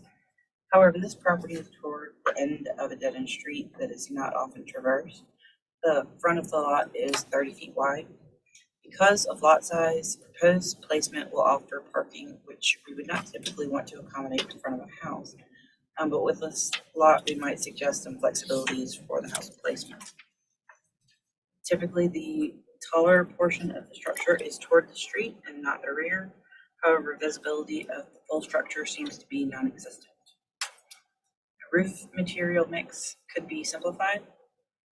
Raising the structure off grade would benefit the design as well as always be a flooding benefit. We do understand, we were not aware of the issues previously, so I'll just kind of leave that in there as an acknowledgement. And we recommend a taller roof pitch to be consistent with Victorian style. Staff recommendation is for conceptual approval with staff and board comments. Thank you, Frankie. Mr. Orphis, did you want to respond to or clarify anything raised in the city staff comments?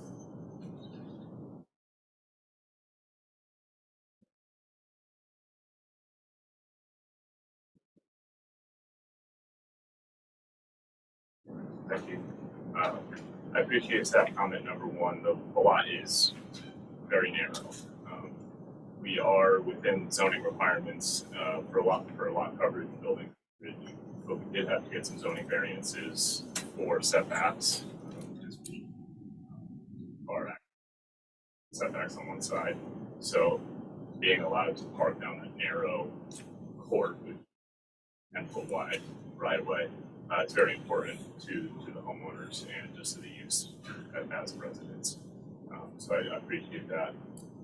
And overall, I am curious, the roof material mix could be simplified. Did you have any elaboration on that?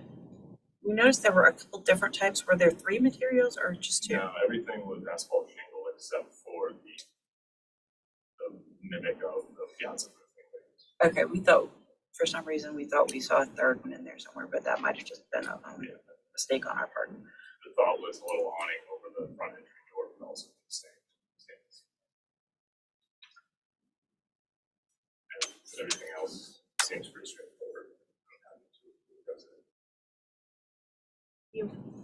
Public comment on the applicant's presentation is now closed. We'll move into board discussion and a vote.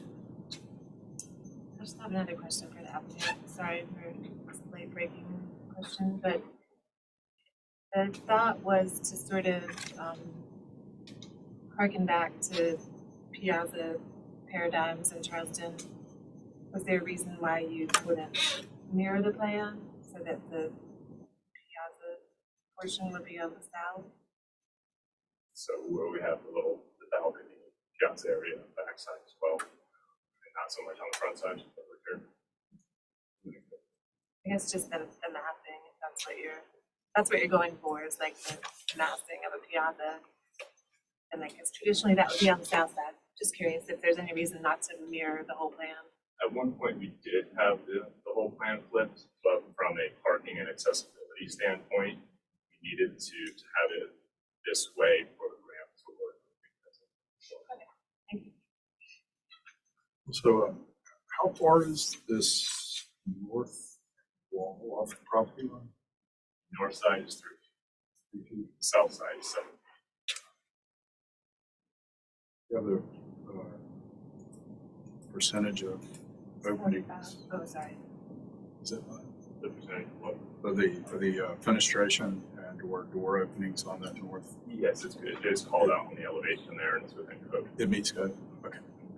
Check. It's not that we're code officers here. Just Yeah, no, I understand. Yeah.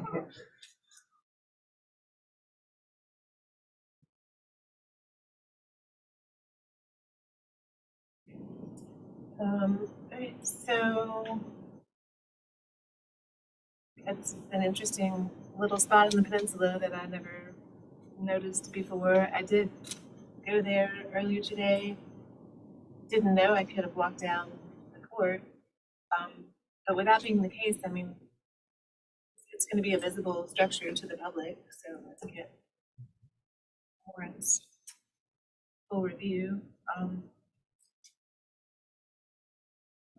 Fairly conservative design. I think details could be refined to some extent, and I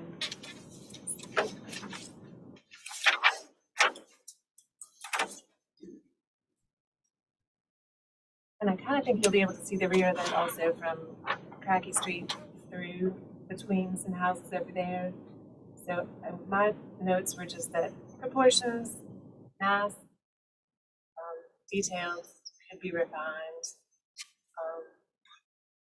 And maybe we might want to touch on the fiber cement siding thickness if we want to stick with our sort of tradition of requiring thicker profiles for new construction, not just the typical hardy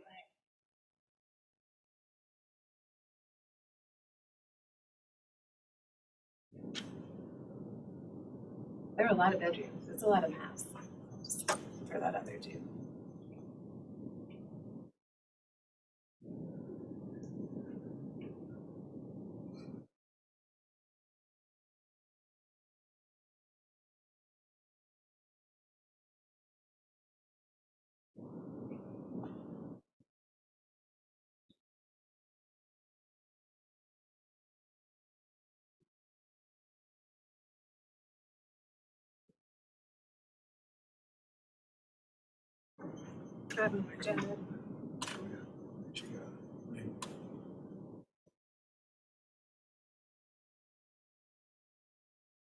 without Scott staff coming.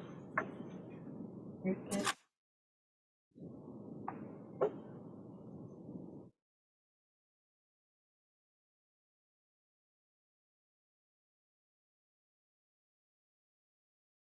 She said 3 doesn't apply anymore. So it's right. Material, just asphalt shingles, Yeah. side section is Standing, standing. I can see that roof on Liquid 5. so, yeah, there's a lot of, there's a small amount, a lot of program. Mhm. I think the house is probably 3 houses, 2. How many square feet is it? Done. Top of my head, I don't quite remember it. The footprint would be, it's called out on the site plan. It's exactly the same for the most part.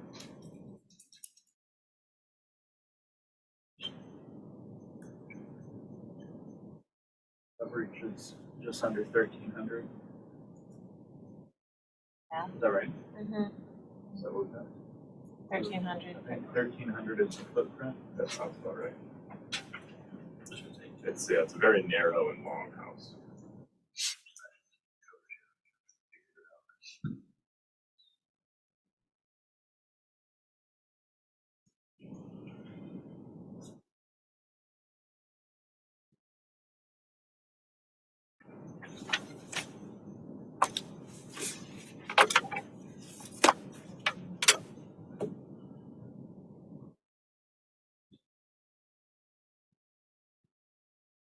I am comfortable like staff with parking in front because it does appear that that would be a tricky situation for parking.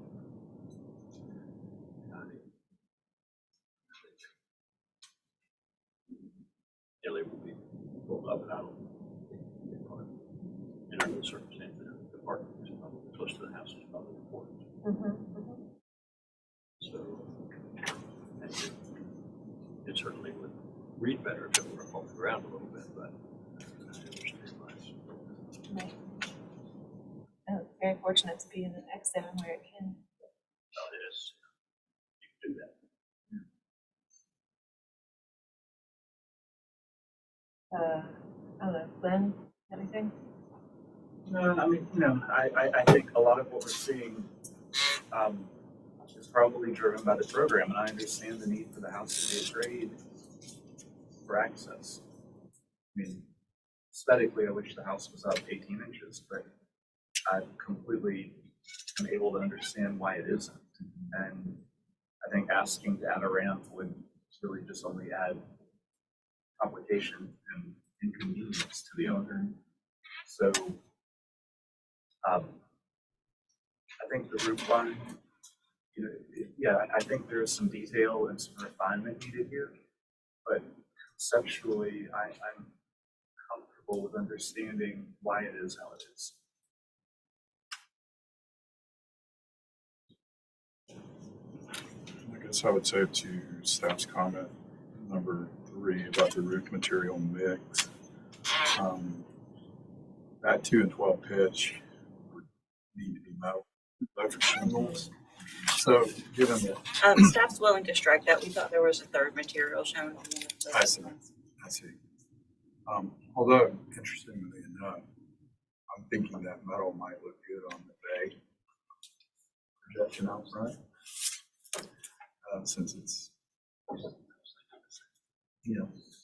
but, and again, I agree with, I know it's kind of a nebulous comment about the refinement of detail, but there is a fair bit of that I think that could take place. But just an example would be the canopy over the entry door, the fascia board. It's extremely heavy looking, it's weighty. I think there's just the weights of the trim material, the fascia boards and everything like that. You can do some refinement with that.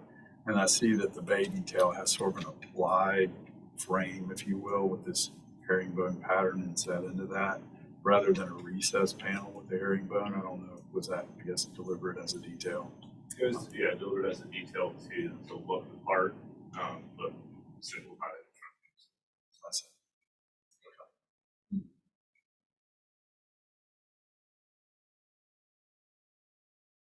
To Julia's comment about the siding we'd be looking for now, the hardy, the thick hardy's not available. So Boral makes us, or excuse me, no, Boral's not True Boy's dead. Exterior Company is what it's called now. Makes the old, what was the artisan thickness siding. So that's what we usually are looking for when we hear fiber cement or a material akin to that. That's what we're looking for. But,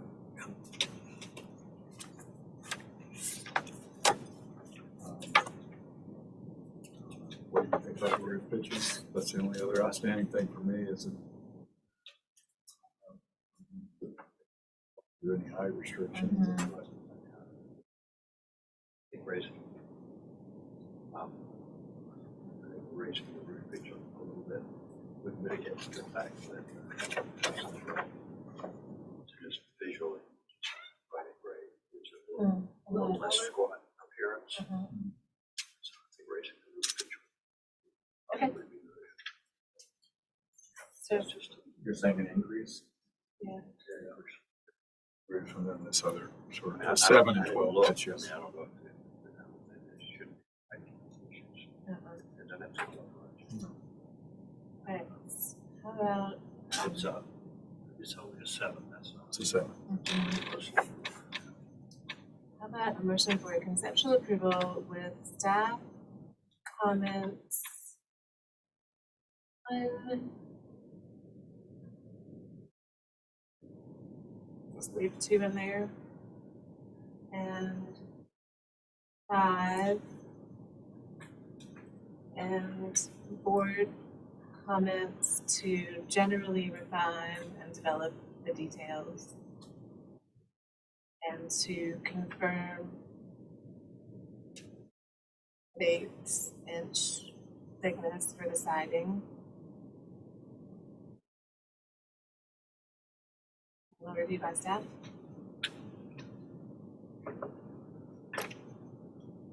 Step one. Final review by staff, yeah. What you said. Okay, so we have a motion on the floor for conceptual approval with staff comments 1, 2, and 5. And board comments, first to generally refine and develop the details, and 2 to confirm 5/8 inch thickness for the siding, and final review by staff.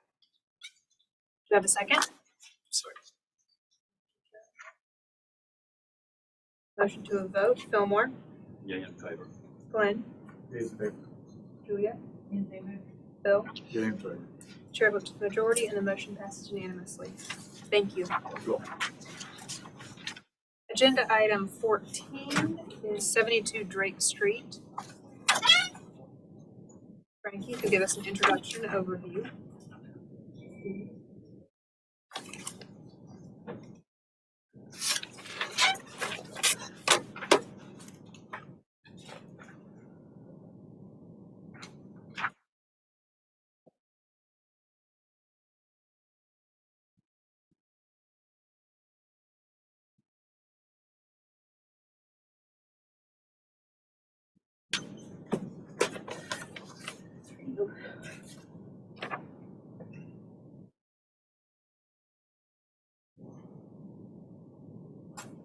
Okay, 72 Drake Street is requesting conceptual approval for 2 new single-family homes. It's new, east side, and the old city district. It's the location on Drake Street. Existing site photos. Some context of Drake Street.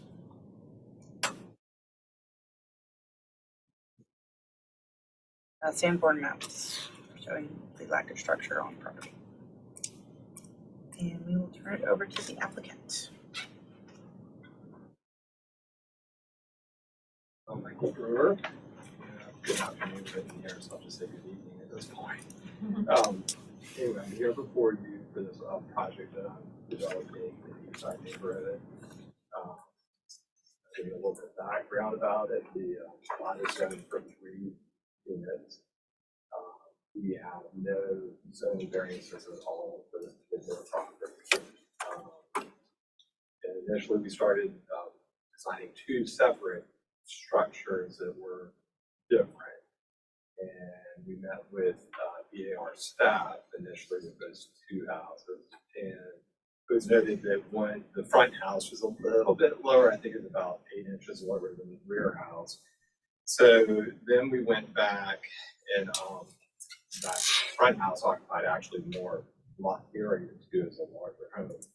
We kind of went back and restudied and after meeting with the staff, and we started looking at the concept of keeping the houses more similar.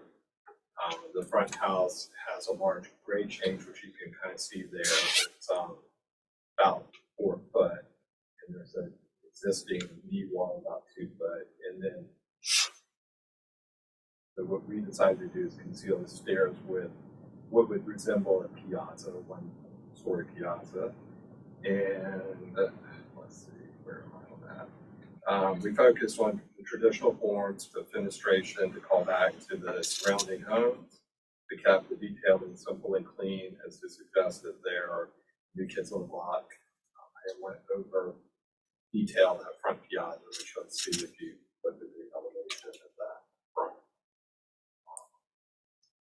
And the two proposed houses are similar with subtle changes in window placement and floor plan. There are only two, if you were to look at it in the traditional sense of a single home, there are only 2 rooms wide with the center stairway. So they really, from a site plan perspective, if you could get there, Frankie. Yeah, right there. You'll see, you kind of start to appreciate we wanted to really develop the green space, allowing the parking and space between the 2 structures. Thank you. Thank you. Do my fellow board members have any questions for the applicant? Yes. AO3.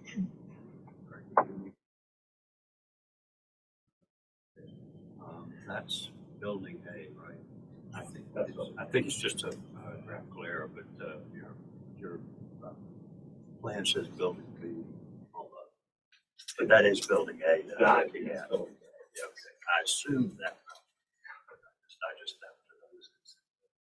Yeah, so building A has the 1-story piazza, and building B does not have that at all.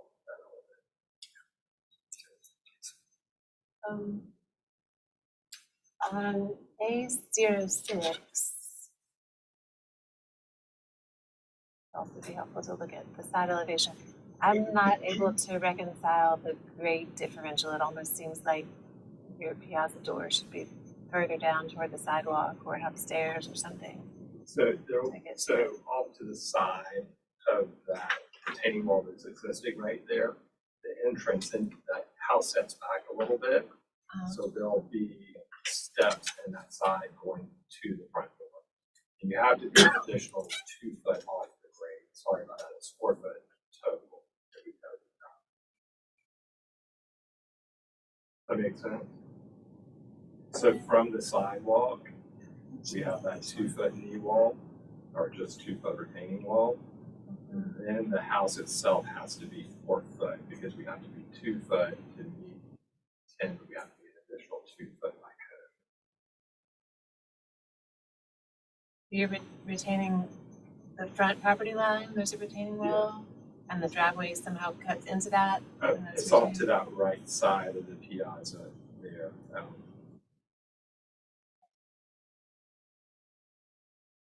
The retaining wall kind of stops. There's an existing drive, which it might show up in the photo of the property. And is your, I guess, cover sheet, is that intended to serve as a site section? Aren't we supposed to have a site section for something like this? Yeah. But it's not, it doesn't really show it with that accurate space between the structures, right? Right. It shows the relation. So the rear structure is pretty much on grade. It's as you get to the rear of the property, the spot elevations are 10. So we're elevated at 2 foot for that. And in the front, we just have that grade change. We have one of the few sledding hills in town, or when it snows once every 8 years.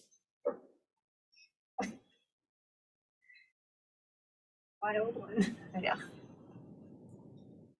It's quite a great change, really. I'm just trying to make sure I'm seeing the site plan correctly. Are there stairs in front of building A that we're not seeing? Steps? So, so what we would have is coming off, so if you were to look at this side right here, this would be the driveway coming in, and we would probably have steps cut into this part right here, going up to a path to get into the door. But if you're off of the street, I think if we go back to the site plan, thank you. Those steps are just not shown anywhere yet. Is that correct? I'm sorry, those steps are not shown yet, right? But right here, this distance right here, I believe is 5 feet. I don't have that measurement written there, but we're about 5 foot off of the property line there. And your retaining wall would return up the driveway, right? Right. Somehow.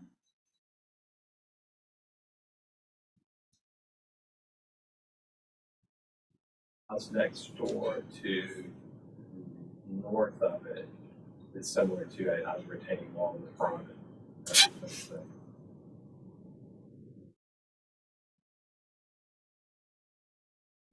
So you're really not proposing any regrading of the lot. You're working with the contours that are Just trying to work with the contours of it.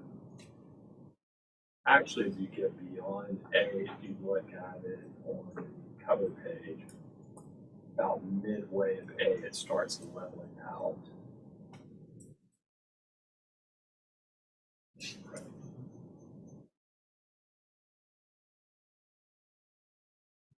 Kind of a little bit more towards the back, but yeah, it starts leveling out. Any other questions? All right, thank you. Do we have any public comment?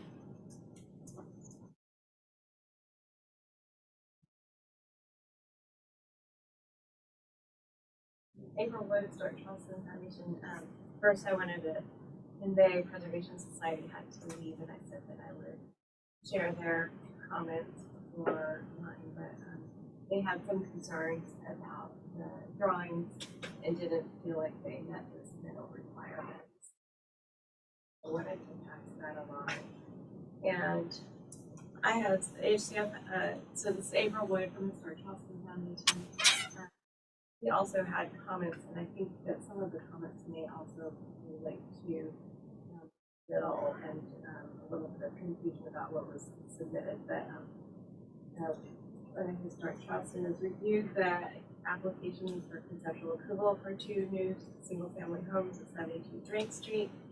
While we appreciate the simplicity of the design of the 2 proposed structures, we think that the proportions should be restudied. The structures appear to be tall and narrow. The windows appear to be too short for the height of the building, and we don't believe that it's appropriate for the dormers to be cut into the eaves.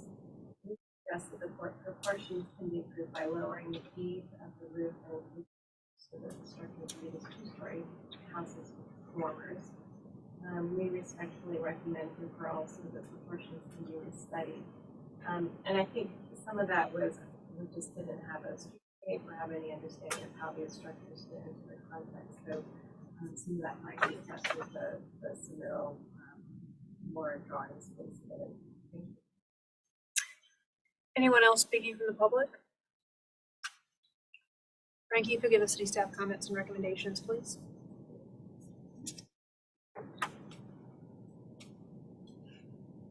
Okay. Let's see. The roof seems very shallow. A steeper pitch might be better proportionally. Dormer configuration appears incomplete. The interaction with the roof should be restudied. Perhaps revisit the roof pitch might allow the dormer to pop out of the roof and seem more complete. At building A, the configuration of the piazza screen seems to weigh down that side of the structure. Recommend restudying, and perhaps a second floor piazza might help balance the configuration. Also building A, the hood over the piazza door, a hood over the piazza door or hood with a taller door may break up the space better than the proposed lantern. Still building A, lower pitch of the piazza roof, lower the pitch of the piazza roof and provide a roof overhang. Additionally, once the roof pitch is lowered, raise the roof and porch beam slightly. Provide preliminary resize shutters to fit windows and provide shutter hardware. Also by preliminary, provide a freeze board at eave. And then building B seems lacking detail. I recommend a bracketed awning at the door and a more substantial stoop. Staff recommendation deferral for restudy.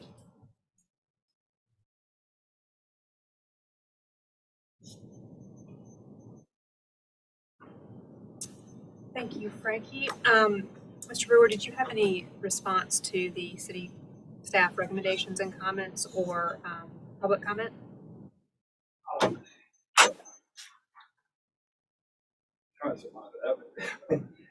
I would say that, of course, the window, built for the city before, the shutters would be operable in size to the windows and then have all that going on. I think the roof pitch, if I'm not mistaken, is a 10 pitch already. I'm not sure about that. I'm pretty sure it was written on there somewhere. And then it is a 2.5, so I don't see if you're using a knee wall that's 3 foot on that half story. So I don't see how you could change dormers to engage differently within that space without making it even actually seem taller. We really restudied after we met with the city the first time around. We really restudied this whole thing. We also brought the ceiling height down from 10 to 9, and whatever it was on that other floor, we brought it down to 8.5 on both floors. So it's not very tall. And I also have a streetscape that we did look at that shows the buildings next door on either side and how it is in proportion, with me having to be an additional 2 foot up per code now. To look at that more, that is it here.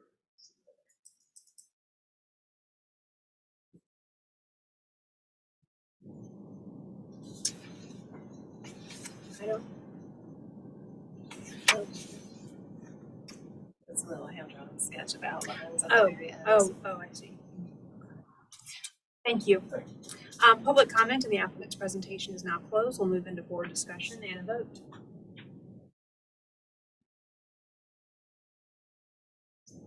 I mean, to me, site-wise, there's some clarification and detailing to be done, retaining walls, grade, steps, and all. I mean, we're at conceptual.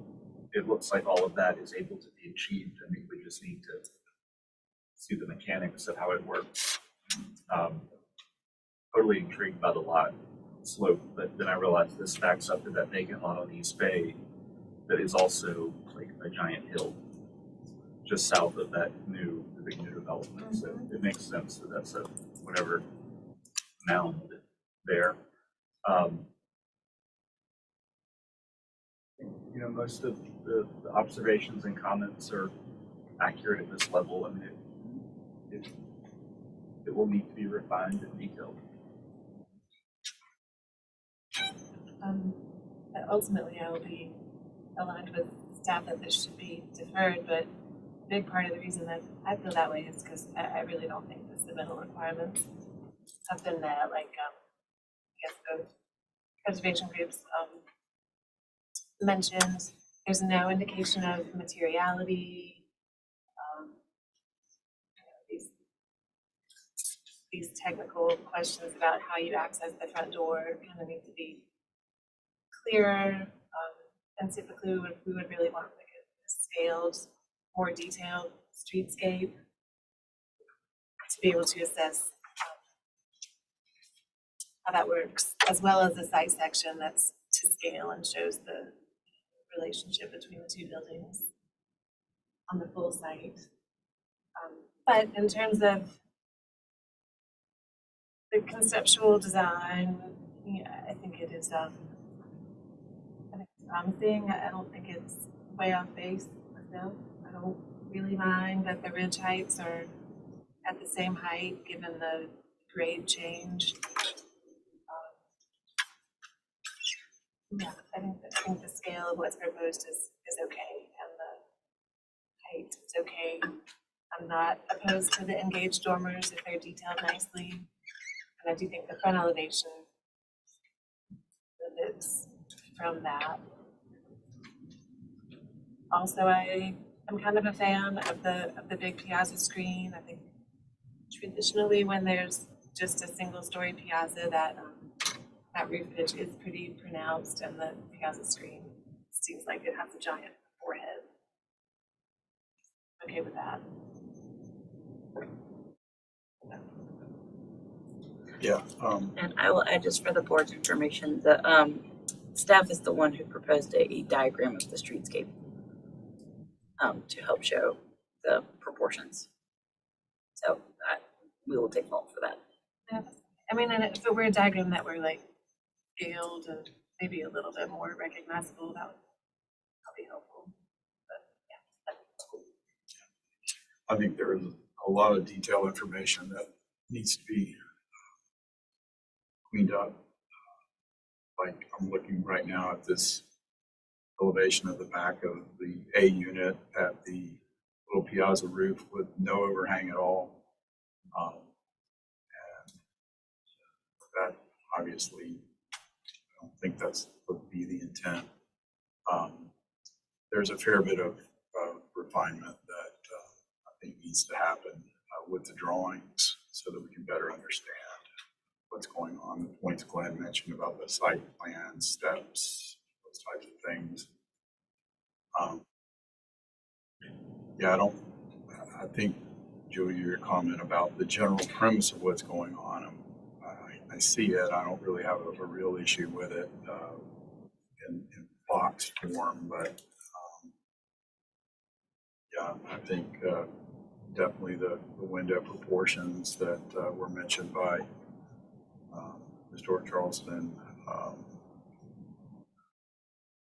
definitely the refinement of trim and detail needs to be shown.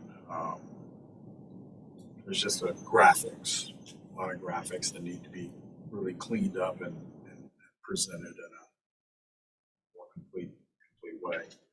So I'm kind of in agreement with, because of all these issues, and I think I'm in agreement with staff's recommendation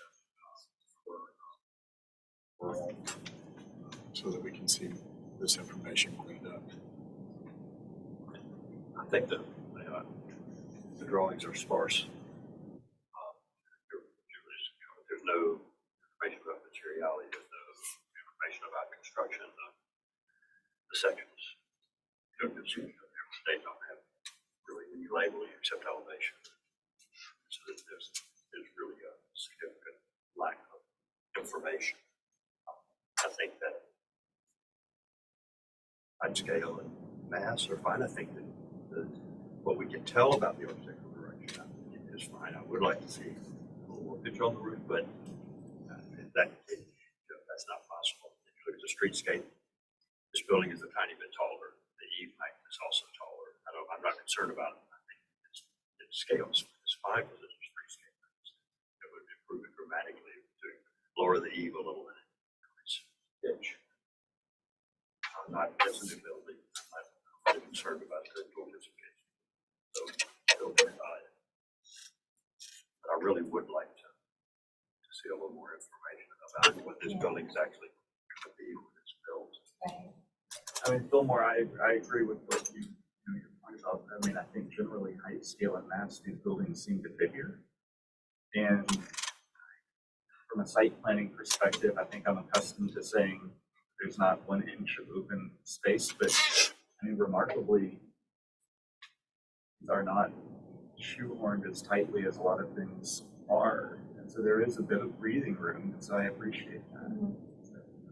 I think we just probably need a step further of detail and information. So maybe it's just as simple as like really looking at the submittal requirements to check all those boxes for what's supposed to be included in in the conceptual review. What do you guys think about the specific staff comments, Tiffany? Generally in agreement with them.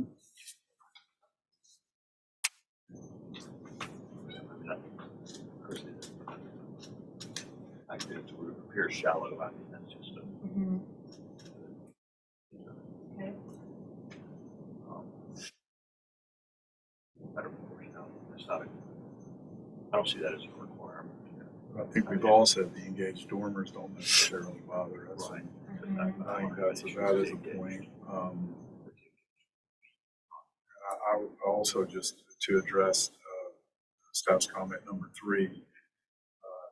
The pitch on the piazza roof also is fairly steep, which that alone could contribute to lowering the piazza screen if it was lower pitch.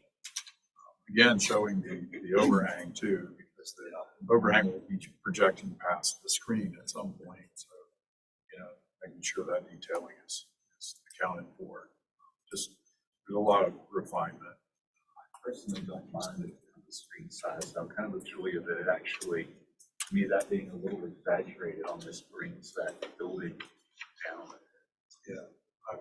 Well, then to the point where maybe the question of that would be how about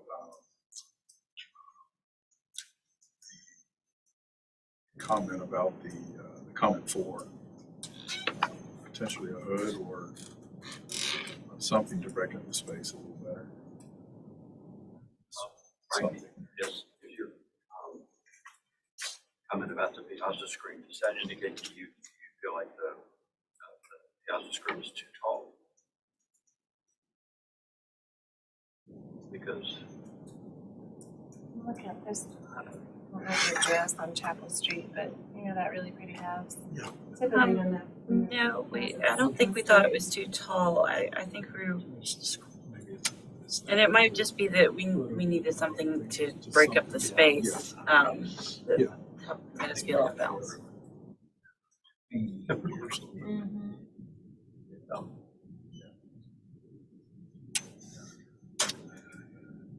don't think you want to lower the piazza screen. I would say just a very, very minor, this is a detail thing, but things like this that I would look for, like definitely railing details on the piazza. The chamfer is occurring below the railing level, and usually that's going to happen right above the railing level. Just little minor details like that just another level of refinement. Sills are fairly thin looking on the windows, just like, there's a lot of I stuff. think it's, the piazza screen, the detailing is just really schematic. Yes. It's not, I have no idea what all that from this drawing. And then kind of like staff's suggestion for a bracketed awning or something at the rear.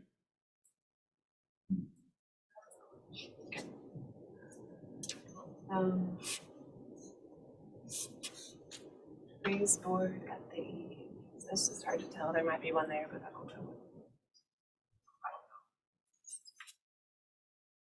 I'm gonna try to make a version for the furrow with staff comments and 8. And the board comment to clarify details and materials and to meet the submittal requirements.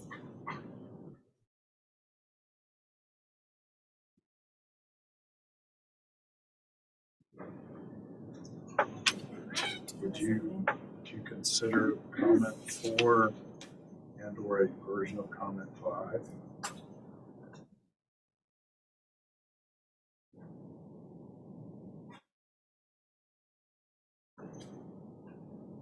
Isn't that in the effort to lower the height of that piazza screen? Well, just saying hood over the piazza door, or a taller door to break up the let's do- space. I can add 4. I'm sorry for that. Thank you. Okay, we have a motion on the floor for deferral, for restudy with staff comments 1, 4, 6, and 8. And a board comment to clarify details and materials and meet the submittal requirements. Do I have a second? Second. Motion to a vote. Glenn? In favor. Fillmore? In favor. Julia? In favor. Bill? Yeah. Chair votes to the majority and the motion passes unanimously. Thank you, Mr. Brewer. Thank you. You are. Please don't come back. Okay. Good night. Enjoy your dinner. All right, we are on the 15th and final agenda item, 52 Kennedy Street. Frankie, could you give us an introduction and overview, please? Hi, Glenn. Thank you for all these years. Is this really the last one? Julia used to get out of class early.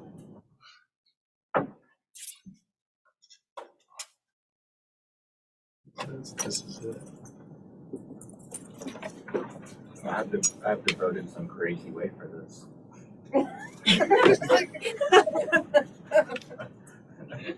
Should add two stories.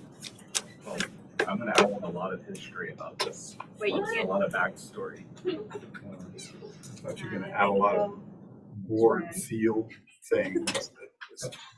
52 Kennedy Street is requesting conceptual approval for 2 new affordable attached single-family dwellings, new west side, the Old City District. This is the location on Kennedy Street. Existing site photos. Context of Kennedy.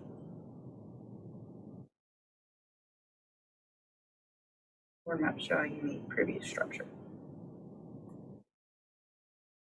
I will turn it over to you.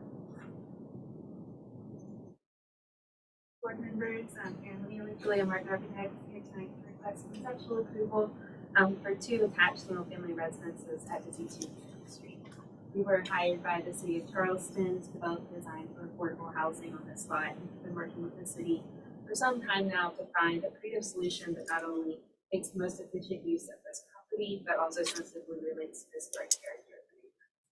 As you can see from the Sanborn map here, Kennedy Street has historically had a variety of housing forms and heights. This lot in particular was previously occupied by 2 two-story residences. In recent years, there's been a lot of new construction in the immediate vicinity, and those houses have generally been 2-story on raised basement. So the next slide, please. Is an existing survey of the property. There are remnants of an abandoned foundation that was started about 17 years ago, which will, of course, be removed. Next slide. These are some context images to give you a better sense of the variety of housing types, both new and old, in the neighborhood around the subject property. And I know everybody's probably familiar with the new construction here along President line. Next slide, please. Here's the existing and proposed site layout. And it's our intention to subdivide the lot and construct 2 single-family dwellings which lightly connect via minimal pipe end that is hidden behind the front wall unit. This allows each dwelling to read as its own structure, and they're not required for affordable housing, gives us the ability to provide parking on site for each residence. Developing the architectural language of this project, we studied the old DOT photos of homes that were previously a part of this neighborhood prior to the construction of the crosstown, and tried to reference their simple forms and fenestration patterns with a few subtle details of the porch. So here we have our first and second floor plans. As you can see, they have similar footprints with some slight variation in the porches, and are lightly connected by a 1-story volume that serves as a closet for unit 2. This allows us to take advantage of the conditions permitted for attached single-family residences and makes better use of this relatively small lot. Next slide. Front unit has a porch that extends the full width of the straight side. Otherwise, structure. Next slide. And the rear unit has a small covered entry at the front and a more generous porch towards the rear, providing access to the side yard. Next slide. Here's our approved plan, proposing architectural shingles. Next slide. And our proposed elevations. we'd like to use a 6-inch hardy lap siding as at the main volumes. And then we're thinking probably a 4-inch lap at the hiking connector. We're showing a scout, but I think that's probably gonna go away. Windows will be 2x2 aluminum clad SDLs, and we'll incorporate some subtle details of the porches via simple brackets, sawn balusters, and porch skirting. And with our streetscape, we obviously are having to contend with flood zone requirements not imposed on our historic neighbors, but we think that this concept really helps break down the mass and provide a bit of small scale detail and visual interest of the street. That's all I have. Do my fellow board members have any questions for the applicant?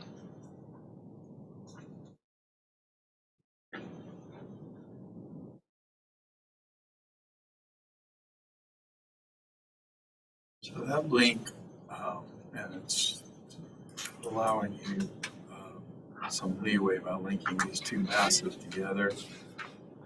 What is that allowing you to do? I just want to make sure I'm clear on it. It really changes the, so by creating the two lots and linking them together, we're able to follow the conditions that are permitted for attached single-family residences. It's a different lot, minimum lot size, and slightly different setback. So it essentially allows us to have these two units and have them as two buildings as opposed to either some very large single.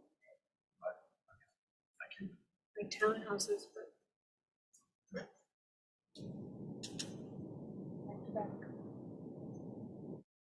Any other questions?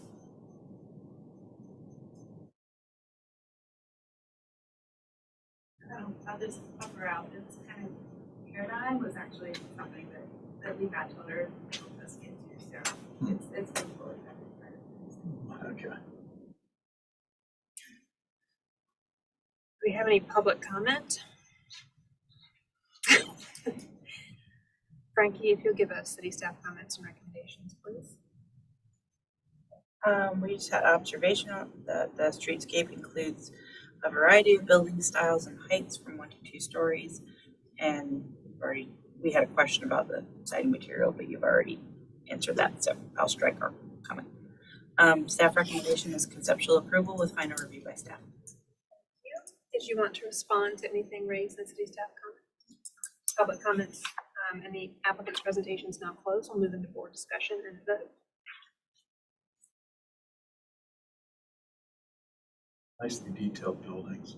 It's nice to see details like this. Interesting solution. This came from the head guy upstairs, so with it. But it does take care of parking and some of the other issues. Unit 2, some nice yard space. Yeah, I agree with staff's comments and recommendation. Sorry. I think it's important to acknowledge, as you all and a couple of other people frequently do, just a little bit of cutting and detailing into normal lumber, and you can add a level of detail to a house that doesn't cost much. So, you all in the street are wonderful.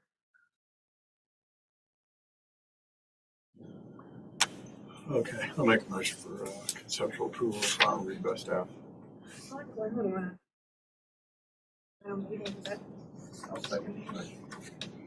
We have a motion on the floor for conceptual approval with final review by staff. Second by Glenn. Put the motion to a vote. Fillmore. Yeah. Bill. Yes, in favor. Glenn.